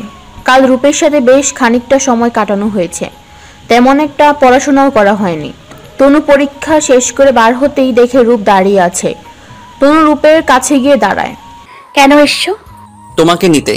তনু রূপের মুখে তুমি ডাক্তার শুনে বেশ অবাক হয়। হঠাৎ তুমি? আমাদের তো বিয়ে হয়েছে। বিয়ে হলেই তুমি ডাক্তার হবে? রূপ আর কিছু বলে না, তনুকে টেনে গাড়িতে তুলে নেয়। তনু কিছু বলছে না, চুপচাপ বসে আছে। রূপ নিজে থেকেই বলে ওঠে, রেগে আছিস তনু? সকাল থেকে তো কিছুই খাসনি, শরীর খারাপ করবে তো। I am sorry. সরি কেন বলছো? কাল নিজেকে সামলাতে পারিনি। After all we are husband wife, এখানে রাগ করার কিছু নেই। আমি রাগ করিনি। আমরা তোর হাজব্যান্ড ওয়াইফ তনু। কেউ জানে না। So what? কেউ না জানলে কি সব মিথ্যে হয়ে যাবে? তুমি ভালোবাসো না আমায়। কে বলেছে? ভালোবাসো, তাই কাল বারবার বলতে বললাম, বললে না তো। বলবো না মানে? বাসো না? তনয়া প্লিজ, সব কথা কি মুখে বলতে হয়? বাদ দাও, মাকে কবে বলবে সবটা? বাচ্চা হওয়ার পর? তুই বললে আজই বলে দেই। তনু আর কিছু বলে না। রূপ আর তনু একসাথে বাসায় ফেরে। সারাদিনে বহুবার রূপ তনু মুখোমুখি হয়। রূপ তনুর সাথে কথা বলতে চাইছে, কিন্তু তনু বলছে না, বারবার মুখ ফিরিয়ে নিচ্ছে। রাতে খাবার টেবিল আঞ্জুয়ারা বানু সবাইকে একসাথে ডেকে পাঠান। সচরাচর তনু আর শেফালি বেগম পরে খায়। আজ আঞ্জুয়ারা বানু ডাকে সবাই একসাথে বসেছে। আঞ্জুয়ারা বানু কোনো ভনিতা ছাড়াই বলে ওঠেন, আমি গ্রামে গিয়ে মেয়ে দেখে এসেছি, রূপের বিয়ে দেব। রূপের বাবার বন্ধুর মেয়ে। ছোটবেলাতেই রূপের বাবার কথা দিয়ে রেখেছিল তার বন্ধুকে। আমি শুধু রূপের বাবার কথা দেওয়ার কথা রাখতে চাচ্ছি। রূপের বিয়েটা দিয়ে দায়মুক্ত হতে চাই। কেউ কিছু বলছে না। তনু কথাটা শুনেই দুম করে খাওয়ার টেবিল থেকে উঠে যায়। রূপ একটা দীর্ঘ শ্বাস ফেলে। মামুনি কেন যে মানছে না? রূপও খাবার খায় না, উঠে চলে যায়। খাবার টেবিলে সাফায়েত সাহেব উপস্থিত ছিলেন না, তিনি শ্বশুরবাড়ি গিয়েছেন। তনু বিছানায় শুয়ে শুয়ে কাঁদছে। তার জীবনের সবচেয়ে বড় দুঃখ মা তাকে ভালোবাসে না। আজকাল তনুর মনে হয় রূপও তাকে ভালোবাসে না। তনু শুয়ে শুয়ে এইসব ভাবছে, আর রূপ একনাগারে তনুকে কল করেই যাচ্ছে। তনু ফোন তুলছে না। রূপ তনুকে মেসেজ করছে, ছাদে সে অপেক্ষা করছে তনুর জন্য। তনু হাজার অভিমানের পাহাড়কে ঠেলে সরিয়ে দিয়ে হাঁটা ধরে ছাদের দিকে, রূপের ডাককে অস্বীকার করার। তনু ছাদে পা দিতেই কেউ একজন পেছন থেকে তনুর চোখ দুটো চেপে ধরে। তনু বেশ বুঝতে পারছে এটা রূপ। ছাড়েন, আমি দেখতে পাচ্ছি না। যাতে দেখতে না পাস তাই তো ধরলাম। এবার চল। কোথায় যাব? যেখানে নিয়ে যাব। কোথায় নিয়ে যাবে? এভাবে নিয়ে গিয়ে ছাদ থেকে ফেলে দেবে নাকি? আমায় মেরে ফেললে মামুনির কথা মতো বিয়ে করে ঘরে নতুন বউ আনবে? কি সব বলিস? ঠিকই বলি, না থাকবে বাঁশ, না বাজবে বাঁশি। রূপ কিছু বলে না, সে হাসছে তনুর কথায়। রাতের রাগটা তার এখনো রয়ে গেছে। রূপ তনয়াকে ছাদের অপর পাশ নিয়ে গিয়ে দাঁড় করিয়ে দেয়। চোখের উপর থেকে হাত সরাতেই তনু অবাক হয়ে যায়। সেখানে ফুল দিয়ে সুন্দর করে লেখা আই লাভ ইউ। রূপ তনুর কানের কাছে গিয়ে আস্তে আস্তে করে বলে, ভালোবাসি তনয়া, আমি তোকে খুব ভালোবাসি। তনু অবাক চোখে তাকিয়ে আছে রূপের দিকে। কি বললে আবার বলো? রূপ হাসতে হাসতে সেখানে হাঁটু গেড়ে বসে আছে। তনুর হাতটা নিজের হাতের মধ্যে নিয়ে নেয়। মৃদু স্বরে আবারও বলে ওঠে, আমি তোমাকে ভালোবাসি তনয়া। রূপ পকেট থেকে একটা রিং বার করে তনুর হাতে পরিয়ে দেয়। তারপর তনুর হাতে পরে দেয়। মাথা নিচু করে বলে ওঠে, কাল রাতেই দিতে চেয়েছিলাম ফার্স্ট নাইট ফার্স্ট গিফট, কিন্তু মনে ছিল না। তনু রূপের কথায় হেসে দেয়। রূপ লজ্জা পেয়ে মাথা নিচু করে নেয়। এই পৃথিবীতে সব থেকে বেশি বিশ্বাস আমি দুইজন মানুষকে করতাম, একজন তনুর বাবা আর একজন রূপ। অথচ তোমরা দুইজনই আমাকে ভীষণভাবে ঠকালে। আঞ্জুয়ারা বানু কথাগুলো বলে নিজের ঘরে চলে যায়। একটু পরেই গ্রাম থেকে মেয়ে পক্ষ আসার কথা ছিল, রূপের বাবার বন্ধুর মেয়ে। সব ঠিকঠাক থাকলে আজই বিয়ে পড়িয়ে দিবে বলে ঠিক করেছিলেন আঞ্জুয়ারা বানু। রূপ সারাদিন ভেবে পায় না কি করবে। এদিকে তনুও সারাদিন থমথমে মুখ করে আছে, না কিছু খাচ্ছে না কারোর সাথে কথা বলছে। রূপ বার কয়েক তনুর সাথে কথা বলার চেষ্টা করলেও সে মুখ ফিরিয়ে নিয়েছে। একটু আগে তনু রূপের ঘরে গিয়েছিল তাকে পরার জামা দিতে। তনু জামা রেখে ফিরে যেতে নিলে রূপ তনুর হাত ধরে নেয়। কথা বলিস না কেন? ইচ্ছে করছে না। আমার সাথে কথা বলতে ইচ্ছে করছে না? না তো, তোমার সাথে কেন হবে না? আমার তো আমার স্বামীর সাথে কথা বলতে ইচ্ছে করছে না। যেই স্বামী একটু পর নতুন বর সেজে অন্য মেয়ের কাছে যাবে, বিয়ে করবে, বাসর করবে। রূপ একটু রাগী গলায় বলে ওঠে, কি সব বলছিস? মাথা ঠিক আছে? ঠিকই তো বলছি। কি চাস? কিছু না। তনয়া, সংসার করতে চাই, সবার সামনে বুক ফুলিয়ে বলতে চাই তুমি আমার স্বামী। আমি বেঁচে থাকতে আমার স্বামীকে অন্য কারোর হতে দিব না। এমন লুকোচুরি সম্পর্ক চাই না আমি। তনু কথা বাড়ায় না। রূপের হাত থেকে নিজের হাতটা ছাড়িয়ে নিয়ে হাঁটা দেয় নিজের ঘরের দিকে। রূপ বিছানায় বসে পড়ে। বেশ কিছুক্ষণ এভাবেই কেটে যায়। একটু আগে অবশ্য শেফালি বেগম রূপকে তাড়া দিয়ে গিয়েছে, তবে রূপের কোনো হেলদোল নেই। এবার আঞ্জুয়ারা বানুর আগমন ঘটে। রূপকে এভাবে বসে থাকতে দেখে বেশ রাগারাগি করে। রূপ এবার ভীষণ রেগে যায়। প্রথমবারের মতো মামুনির চোখে চোখ রাখে। মামুনি, আমি বিয়ে করতে পারবো না। আঞ্জুয়ারা বানু ভনিতা না করেই উত্তর দেয়, বলেছি না তনুর সাথে তোমার বিয়ে আমি দেব না। আমি অলরেডি তনুকে বিয়ে করে ফেলেছি। মজা করছো? না, সত্যি বলছি। অনেক তো হলো লুকোচুরি। মাথা ঠিক আছে তোমার রূপ? আমি তনয়াকে বিয়ে করেছি মামুনি। তনয়া আমার বিবাহিত স্ত্রী। এক স্ত্রী থাকা অবস্থায় আমি আরেকজনকে বিয়ে করতে পারবো না। কি সব বলছো? এখন কি তোমাকে কাবিননামা দেখাবো? তাহলে বিশ্বাস করবে? এবার আঞ্জুরা বানু ধপ করে বিছানায় বসে পড়ে। রূপ যে মজা করছে না তা সে বেশ বুঝতে পারছে। রূপ, আমি তো তোমার ভালোর জন্যই বলেছিলাম তনুর থেকে দূরে থাকতে। আই এম সরি মামুনি, আমি তোমায় ভালোবাসি, ঠিক তেমন তনুকেও ভালোবাসি, ওকে আর কষ্ট দিতে পারবো না। আঞ্জুরা বানু অবাক চোখে তাকিয়ে আছে রূপের দিকে। অনেকক্ষণ দুজনেই চুপ। আঞ্জুরা বানু মৌনতা ভেঙে রূপকে বলে ওঠে, এই পৃথিবীতে সব থেকে বেশি বিশ্বাস আমি দুইজন মানুষকেই করতাম, একজন তনুর বাবা আর একজন তুমি রূপ, অথচ তোমরা দুজনই আমাকে ভীষণভাবে ঠকালে। আই এম সরি মামুনি। তোমাকে ইটস ওকে বলার মতো কোনো কাজ তুমি করোনি রূপ। কথাটা যেন রূপের বুকে গিয়ে বাঁধল। আঞ্জুরা বানু কথাগুলো বলে ঘরে গিয়ে দরজা বন্ধ করে দেয়। ডুব দেয় অতীতের পাতায়। সেদিন সিঁড়ি থেকে পড়ে আঞ্জুরা বানুর বাচ্চাটা নষ্ট হয়ে যায়। সেদিন তন্ময় খুব রাগ করেছিল, সাথে খুব কষ্টও পেয়েছিল। তন্ময় যেন একদম চুপ করে গিয়েছিল। আঞ্জুরা বানু তন্ময়কে কেঁদে কেঁদে বলেছিল, তুমি কি আমার ভালোবাসো না? আমি সত্যি সরি। তন্ময় আঞ্জুরা বানুর মাথায় ছোট্ট করে চুমু খেয়ে বলেছিল, ইটস ওকে। তবে সত্যি কি সব ওকে ছিল? আঞ্জুরা বানু বেশ অসুস্থ হয়ে পড়ে, মানসিকভাবেও আবার শারীরিকভাবেও। তখন আঞ্জুরা বানুর এক কাজিন মারিয়াকে আনা হয় বাড়িতে তার দেখাশোনা করার জন্য। কিছুদিন থাকার পরে সে চলে গেলেও তার প্রভাব আঞ্জুরা বানুর সংসারটাকে কতটা প্রভাবিত করেছিল তা তিনি তখন বুঝতে পারেননি। বেশ কিছুদিন কেটে যায়। আঞ্জুরা বানুর মাঝে বেশ কিছু কমপ্লিকেশন দেখা যায়। সে হাজার চেষ্টা করে কিছুতেই কনসিভ করতে পারছিল না। তাদের মাঝে দূরত্ব বাড়তে থাকে। ধীরে ধীরে তন্ময় বিহেভিয়ারও কেমন যেন বদলে যেতে থাকে। সে আগের কেয়ার ভালোবাসা কিছুই যেন নেই। আঞ্জুরা বানু তখন বাবার বাড়িতেই থাকতো। তন্ময় মাঝে মাঝে আসতো। বেশিরভাগ সময় সে নিজের বাড়িতেই থাকতো। বছরখানেক এভাবেই কেটে যায়। একদিন আঞ্জুরা বানু লক্ষ্য করে তন্ময় কারোর সাথে ফোনে কথা বলে। তন্ময়কে তার কাছে আসতে বললেও সে তার প্রিয় আঞ্জুকে ইগনোর করতে থাকে। একদিন আঞ্জুরা বানু কাউকে কিছু না বলেই তন্ময় গ্রামের বাড়ি চলে যায়। তন্ময় তখন গ্রামেই ছিল। তন্ময় ছোটবেলা থেকে তার মামা মামির কাছে মানুষ। আঞ্জুরা বানু সোজা পৌঁছে যায় তন্ময়ের মামা বাড়িতে। আঞ্জুরা বানু বাড়ির ভেতরে ঢুকতেই দেখে দোলনায় 1-1.5 মাসের দুটো ছোট্ট ফুটফুটে যমজ বাচ্চা দুলছে। আঞ্জুরা বানু কাছে যেতেই একটা বাচ্চা আঞ্জুরা বানুকে দেখে কান্না শুরু করে দেয়। বাচ্চার কান্না শুনে ভেতর থেকে দৌড়ে আসে মারিয়া। মারিয়া বাহিরে এসে আঞ্জুরা বানুকে দেখে ভূত দেখার মতো চমকে যায়, মাথাটা নিচু করে নেয়। একটু পর তন্ময়ও বেরিয়ে আসে। আঞ্জুরা বানু যা বোঝা হয়ে গেছে। ছোট তন্ময়ের কাছে যায়, ছুঁ মেলে তন্ময়কে কলারটা চেপে ধরে। কেন করলে এমন? কেন ঠকালে? বেঈমান, বিশ্বাসঘাতক! তোমায় সব দিয়েছি আমি।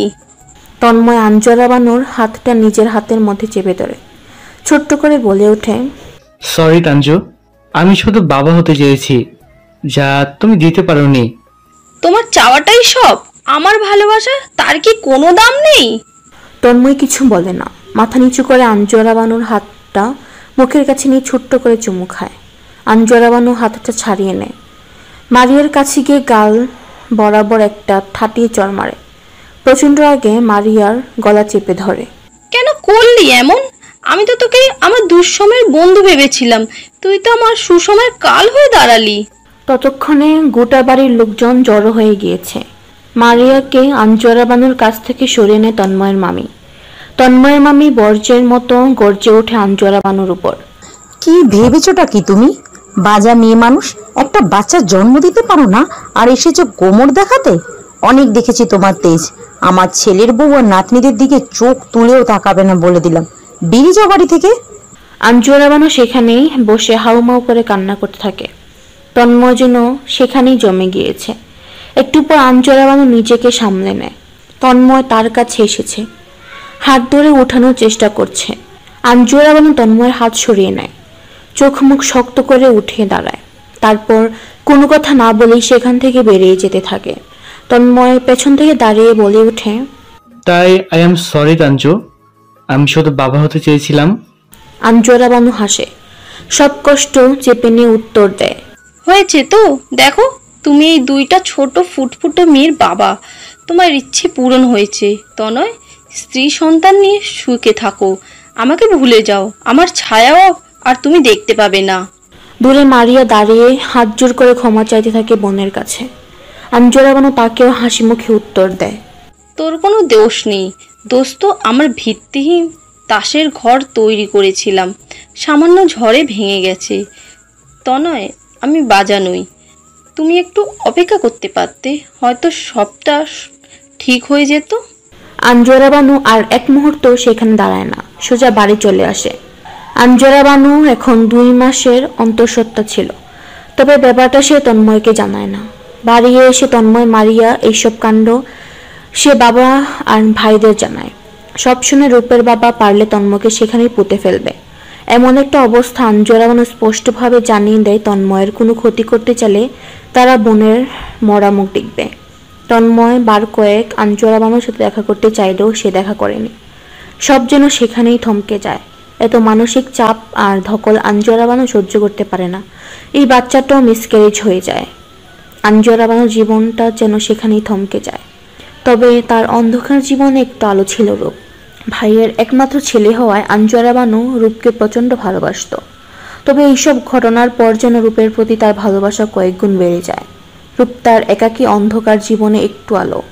ছোট রূপও ফুপ্পিকে খুব ভালোবাসত। মাঝে কেটে যায় কয়েকটি বছর। হঠাৎ একদিন আঞ্জুরা বানুর ফোনে একটা রং নাম্বার থেকে কল আসে। কলটা রিসিভ করতেই জীবনের সবচেয়ে ভয়ঙ্কর মুহূর্তের সম্মুখীন হন তিনি।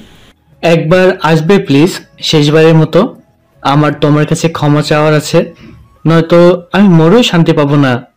তন্ময়ের এমন আকুতি চেয়েও ফেরাতে পারছে না আঞ্জুরা বানু। ভালোবাসায় যে বড্ড মায়া। তন্ময় গোটা পরিবার নিয়ে গ্রামে যাচ্ছিল।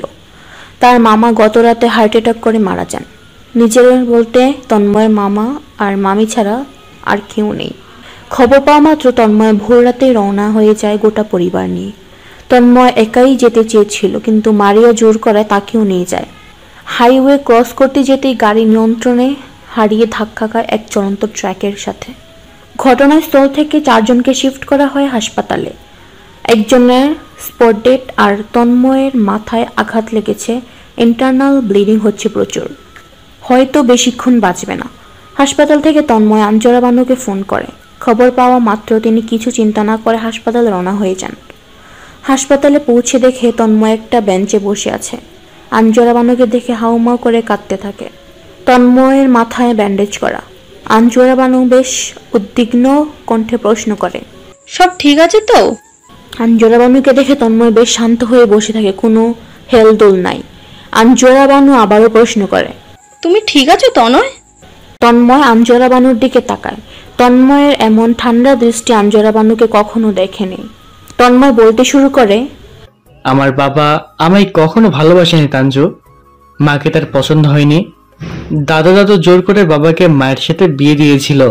দাদুর প্রতি রাগ বাবা মায়ের উপর ঝাড়ত। বাবা মাকে মারত, কথায় কথায় অপমান করত, আমাকেও করত। বাবা কখনো আমাদের ভালোবাসেনি। আমি কখনো দেখিনি বাবা আমার সাথে ভালো করে কথা বলেছে। আমার বন্ধুরা যেখানে তাদের বাবার সাথে কাটানো সুন্দর সময়গুলো শেয়ার করত, সেখানে আমি স্মৃতির পাতায় হাতে শুধু বাবার অবহেলা আর আমাকে দেওয়া আঘাতগুলো খুঁজে পেতাম। আমার বয়স যখন 11 বছর, তখন আমার মা মারা যায়। বাবার অত্যাচার সহ্য করতে পারিনি আমার মা। কথাগুলো বলার সময় তন্ময়ের গাল বেয়ে কয়েকটা ফোঁটা পানি মাটিতে পড়ে। তাঞ্জু, আমি বাবা হতে চেয়েছিলাম, পৃথিবীর সব থেকে ভালো বাবা। আমার চাওয়ার মধ্যে তো কোনো পাপ ছিল না, তবে আমি সেই চাওয়া পূরণ করার জন্য পাপ করেছি। তোমার সাথে অন্যায় করেছি, আমি ক্ষমা করে দাও তাঞ্জু। তন্ময় কেঁদে দেয়। আঞ্জুরা বানু তন্ময়কে ঠিক কি বলে সান্ত্বনা দেবে বুঝে উঠতে পারেন না। কিছুক্ষণ চুপ থেকে আবারও প্রশ্ন করে, তুমি ঠিক আছো? তন্ময় আবার হাউমাউ করে কেঁদে ওঠে। আঞ্জুরা বানু কি বলবে বুঝতে পারছে না। তাঞ্জু, আমি এমন হতভাগ্য পিতা যার কাছে নিজের সন্তানকে দাফন কাফন করানোর মতো সময় নেই। আঞ্জুরা বানু চমকে ওঠে, তন্ময়ের হাত চেপে ধরে। কি হয়েছে তনয়? সবাই ঠিক আছে তো?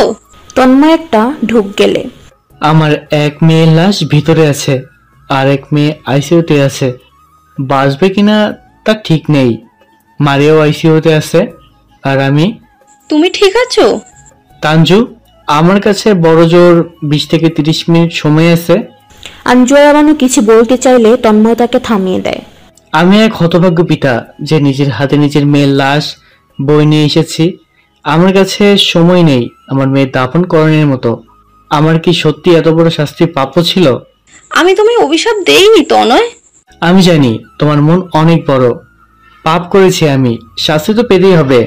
তোমার কাছে আমার একটাই অনুরোধ, আমি মারা যাওয়ার পর ভিতরে আমার দুধের বাচ্চার লাশটা আছে, ওইটা দাফন কাফনের ব্যবস্থা করিও।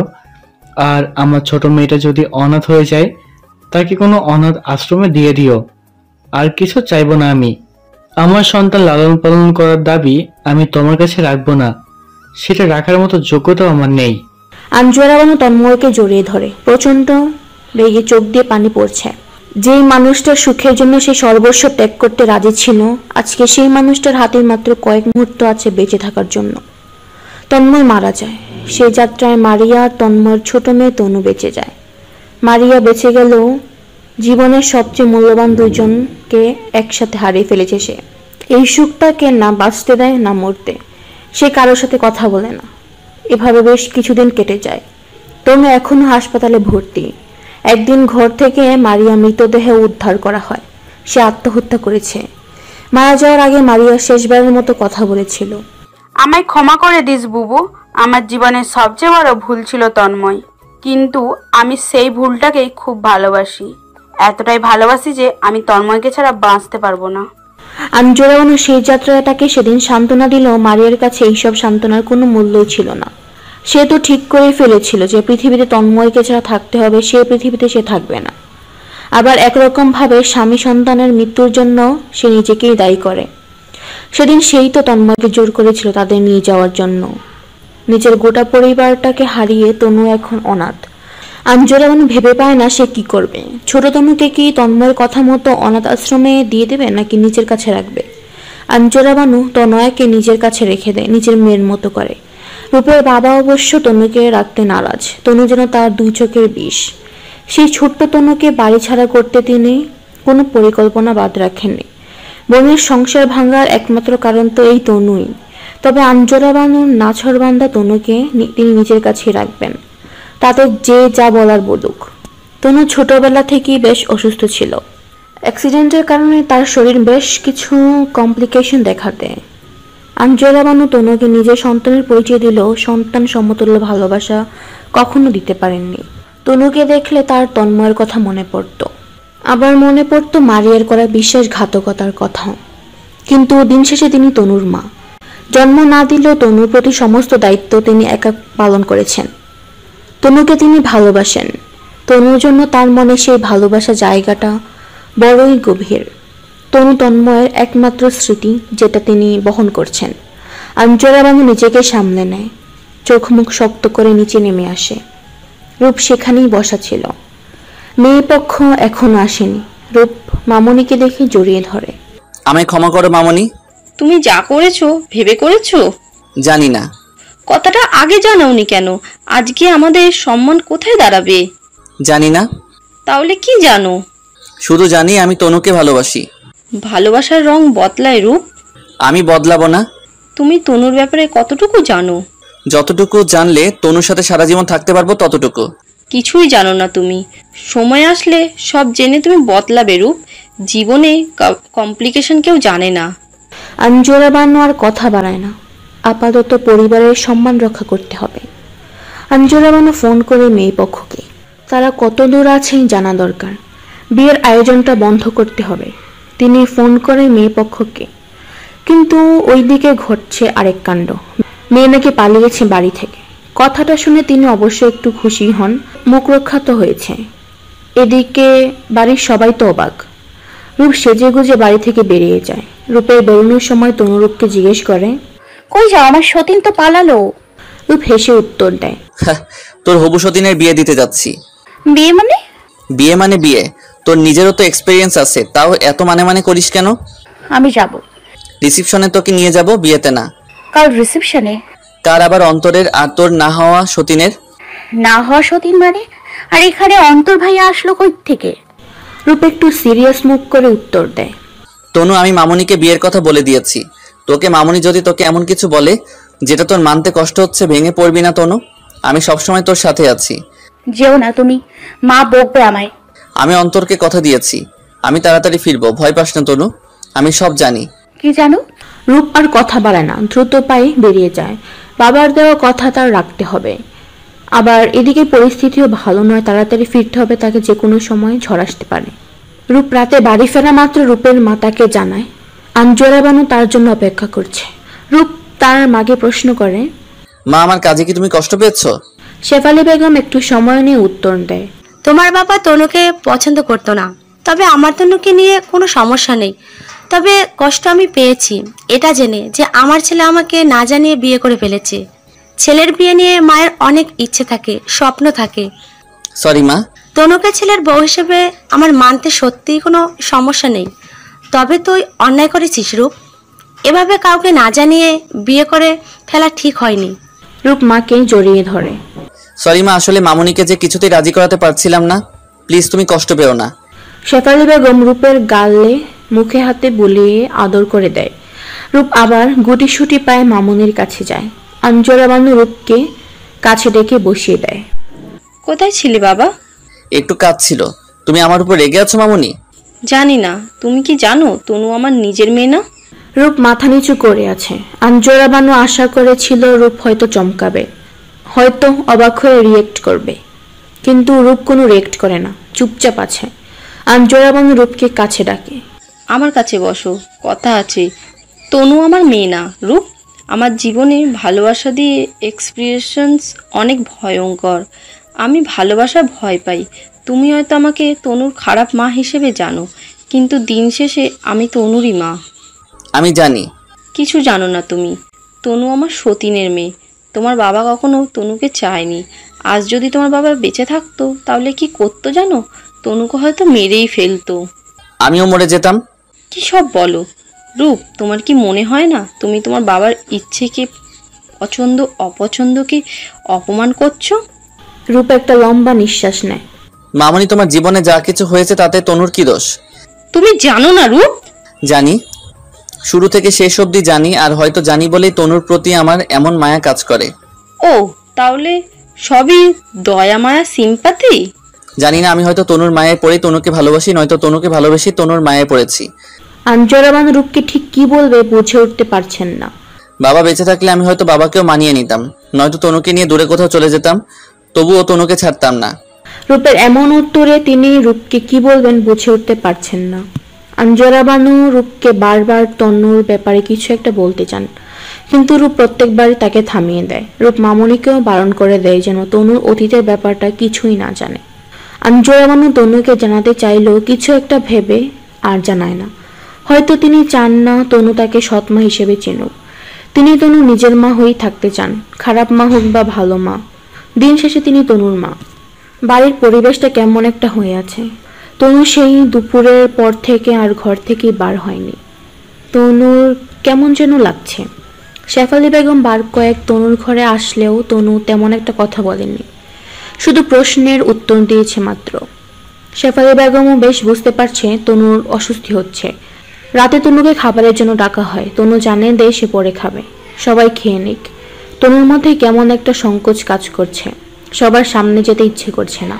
রূপ খাবার খেয়ে হাঁটা ধরে তনুর ঘরের দিকে। এবার আর আঞ্জুরা বানু রূপকে কিছু বলে না, চুপচাপ নিজের ঘরে চলে যায়। তনু বিছানায় উবু হয়ে বই পড়ছিল। রূপ কিছু না বলেই দুম করে বিছানায় গিয়ে তনুর পাশে শুয়ে পড়ে। তনুর তো ভয়ে দম হয়ে যায় অবস্থা। তনু উঠে বসে, কি করছো? কেউ দেখে ফেললে? দেখে ফেললে মানে? সবাই তো দেখলো আমি তোর ঘরে আসলাম। তনু চমকে যায়। দেখেছে মানে? মা দেখেছে? কি বলো, বকলো না তোমাকে? রূপ তনুকে টেনে নিজের কাছে নিয়ে আসে। বকবে মানে? কেন বকবে? বর বউয়ের ঘরে গেলে শাশুড়িরা বকা দেয়, জানি না তো? ধ্যাত। তনয়া, কাল রেডি থাকিস। কেন, আবার ডিনার ডেটে নিয়ে যাবে সেদিনের মতো? রূপ লজ্জা পায়। তনুকে একটা চোখ মেরে বলে, কেন, আবার যেতে মন যাইছে নাকি? ক্যান্ডেল লাইট ডিনার সমস্যা নেই, এখন তুই চাইলে আমরা নিজেই রুমেই করতে পারি না? মানে ক্যান্ডেল লাইট ডিনার? এবার তনু লজ্জা পেয়ে যায়। সত্যি করে বলো, কোথায় নিয়ে যাবে?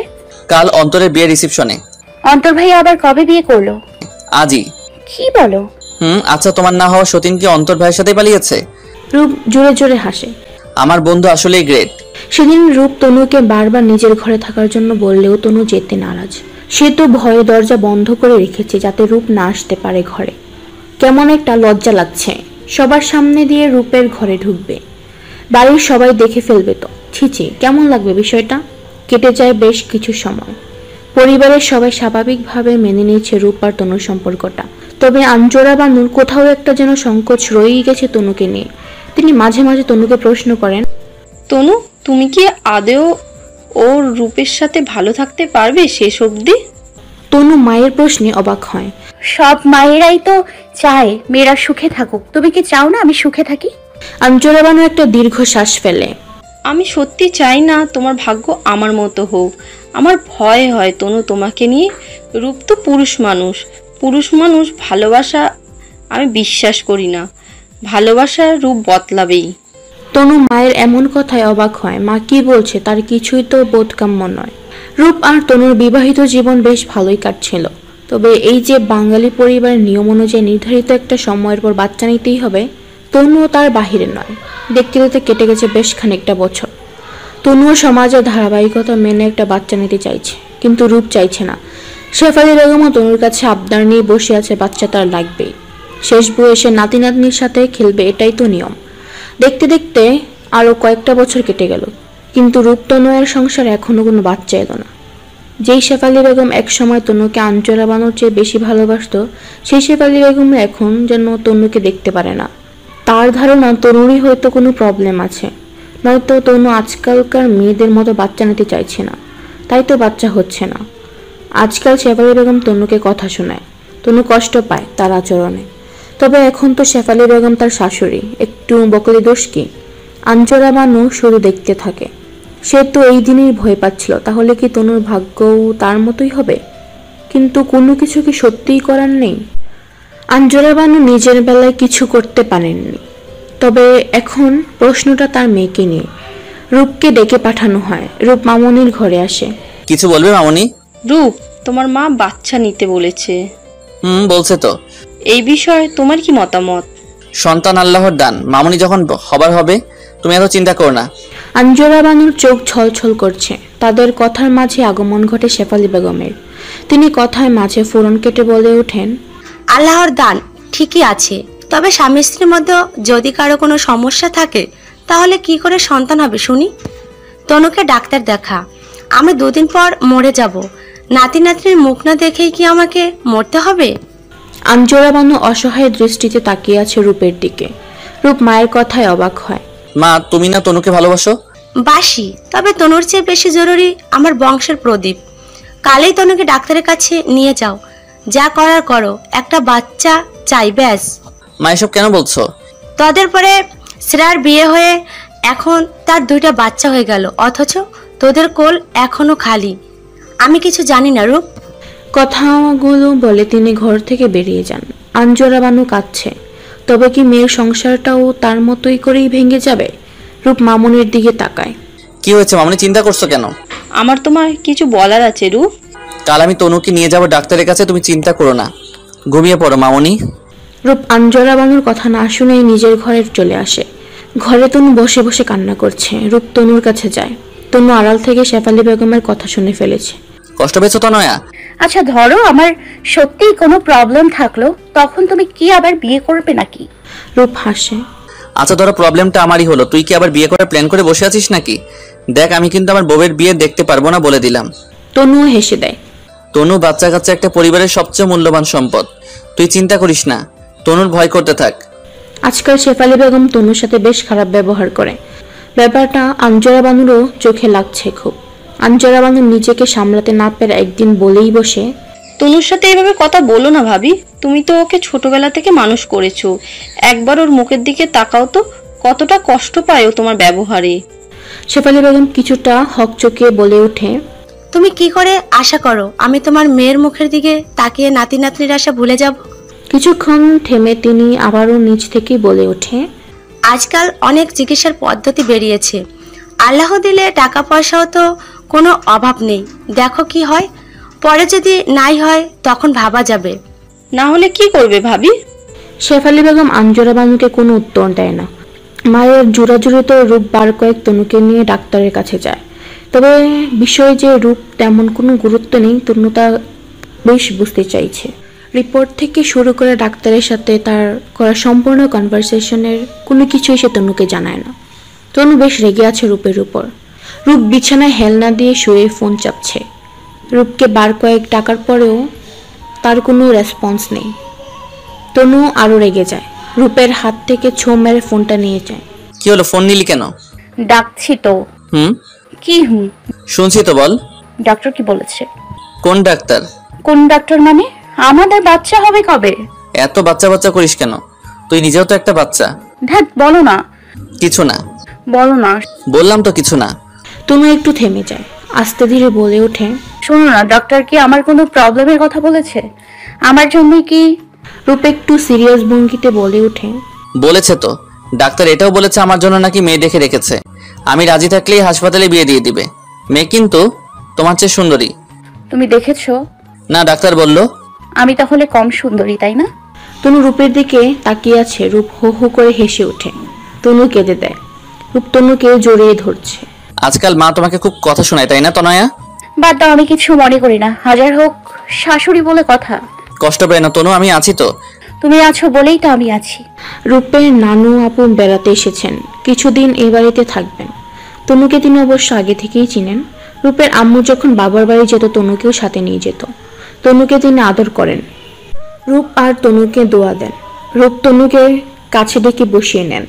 কি রে বাবা, বাচ্চা কবে নিবা? আমার দিন তো ফুরা এলো, নাতির মুখ দেখছি, এখন পুতির মুখ না দেখলে হয়? তনু চূড়ার মতো মাথা নিচু করে নেয়। তিনি আবারও প্রশ্ন করেন, তোমরা কোনো পদ্ধতি করে রাখছো নাকি? বউয়ের কোনো সমস্যা আছে? রূপ হাসতে হাসতে উত্তর দেয়, নানু আপু, সমস্যা তো আমারও থাকতে পারে, শুধু ওরে প্রশ্ন করো কেন? নাউজুবিল্লাহ, কি বলো নানা? তোমার সমস্যা থাকবে কেন? তুমি আমার জুয়ান পুরুষ, তোমার সমস্যা কি? পুরুষ মানুষের আবার সমস্যা থাকে? রূপ একটা দীর্ঘ শ্বাস ফেলে। নানু আপু, সমস্যা কি শুধু মেয়েদেরই থাকে? তুমি পুরুষ মানুষ, এইসব মেয়েদের ব্যাপার বুঝবা না। যাও, তুমি যাও, তোমার বউয়ের সাথে কথা বলি। রূপ যেতে না চাইলেও রূপকে বুকে পাঠিয়ে দেয়। এখন মেয়েদের কথা হবে, মেয়েদের মাঝে তুমি পুরুষ মানুষ, কি করবা? যাও, ঘরে যাও। রূপ উঠে চলে যায়। তনুকে কাছে ডাকে। তনু কাছে যেতেই হাত ধরে বসিয়ে দেয়। বউ, তোমার কি কোনো সমস্যা হয়? তনু উত্তর দেয়, কিসের সমস্যা? শেফালি বেগম ধমকিয়ে প্রশ্ন করে, বুঝেছি না, কি সমস্যা? নানু আপু তনুর হাতে এক বোতল পানি ধরিয়ে দেয়। এই নাও পানি পড়া, এটা মাজারের পানি পড়া। যারা খায় তাদের বছর ঘুরতে না ঘুরতে বাচ্চা হয়, তোরও হবে, চিন্তা করিস না। তনু নিতে চায় না। শেফালি বেগম জোর করে হাতে পানি পড়া গুছিয়ে দেন।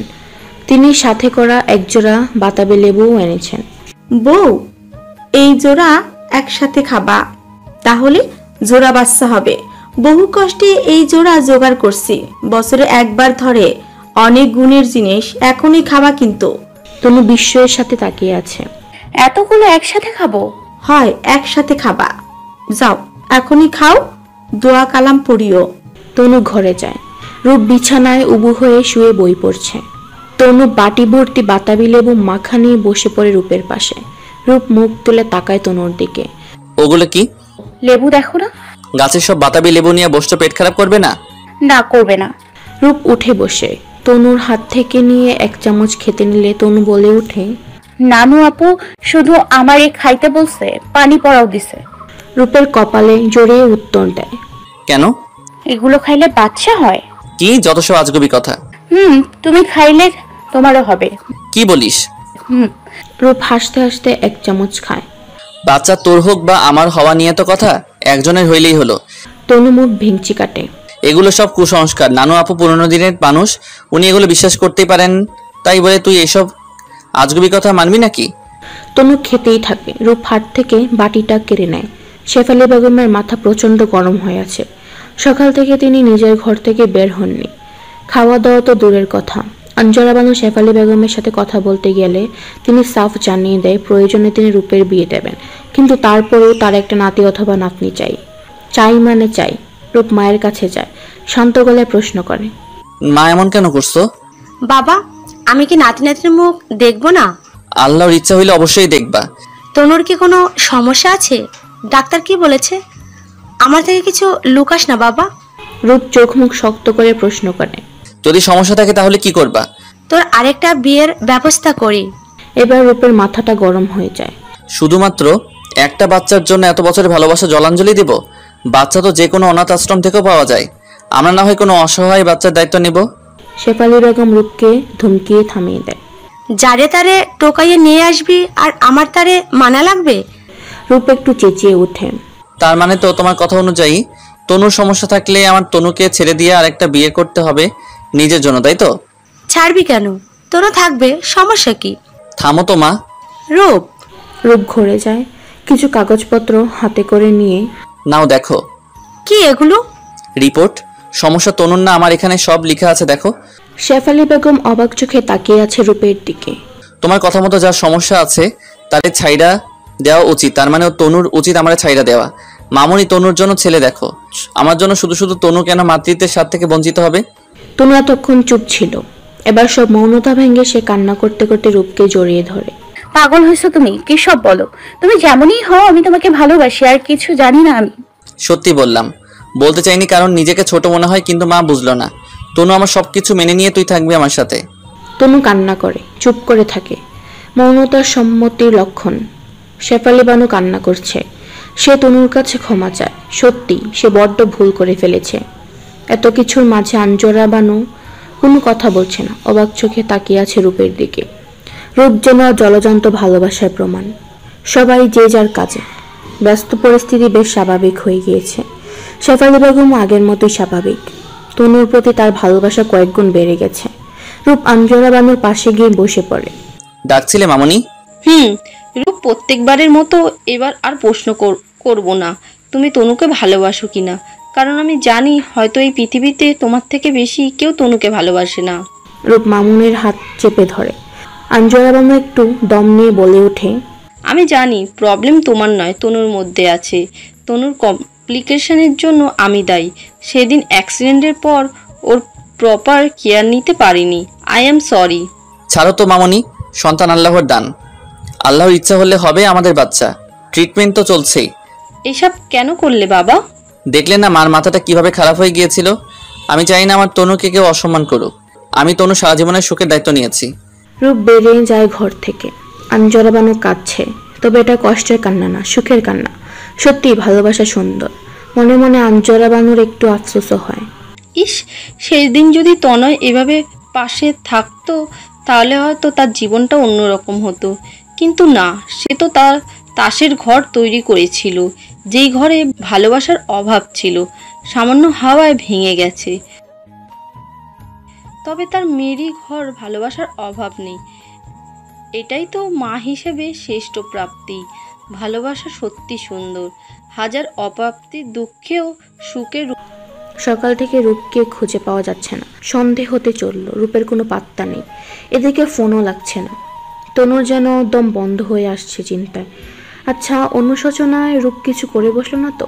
তনু আর কিছু ভাবতে পারছে না। প্রায় সন্ধে নাগাদ রূপের ফোন লাগে।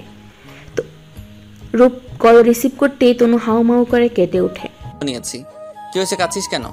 কই তুমি? আল্লাহর দোহাই লাগে বাড়ি ফিরে আসো। আমার সত্যি কিছু চাই না, তুমি হলেই হবে। প্লিজ বাড়ি ফিরে আসো, আমার তোমারে নিয়ে আর কোনো অভিযোগ নেই।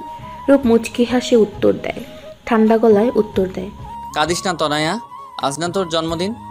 আমি তো তোর জন্য উপহার নিতে আসছি, আর একটু অপেক্ষা কর প্লিজ। তনু কিছু বলতে যাবে তার আগে রূপ ফোনটা রেখে দেয়। তনু কিছুটা শান্ত হলেও চিন্তামুক্ত হতে পারল না। প্রায় 8টা নাগাদ রূপ বাড়ি ফিরে আসে, সঙ্গে একটা সদ্যজাত বাচ্চা, ফুটফুটে একটা মেয়ে বাবু। তনু দৌড়ে রূপের কাছে যায়। রূপ বাচ্চাটা তনুকে দেখিয়ে বলে, দেখ বাচ্চাটা দেখতে একদম তোর মতো। তনু আঙ্গুল উঁচিয়ে বলে, বাচ্চাটাকে আমাকে মা ডাকবে? ডাকবে তোর আমাকে বাবা। তনু খুব খুশি। রূপ তাকে জন্মদিনের সেরা উপহার দিয়েছে। সেই বছর গড়াতে না গড়াতেই তনু কনসিভ করে। অনেক কমপ্লিকেশনের মাঝেই তনুর যমজ বাচ্চা হয়। 2টা ছেলে বাচ্চা হয়েছে। তনু আর রূপ এখন 3 বাচ্চার বাবা মা। মাঝে মাঝে রূপ মজা করে তনুকে বলে, তনু নানু আপুকে বলিস এবার যেন তোকে ট্রিপল বাতাবি লেবু খাওয়ায়, তাহলে এবার একটা না 2টা একসাথে 3টা বাচ্চা হবে। তনু রাগী চোখে তাকায় রূপের দিকে। রূপ হাসতে থাকে। ভালোবাসা সত্যিই খুব সুন্দর।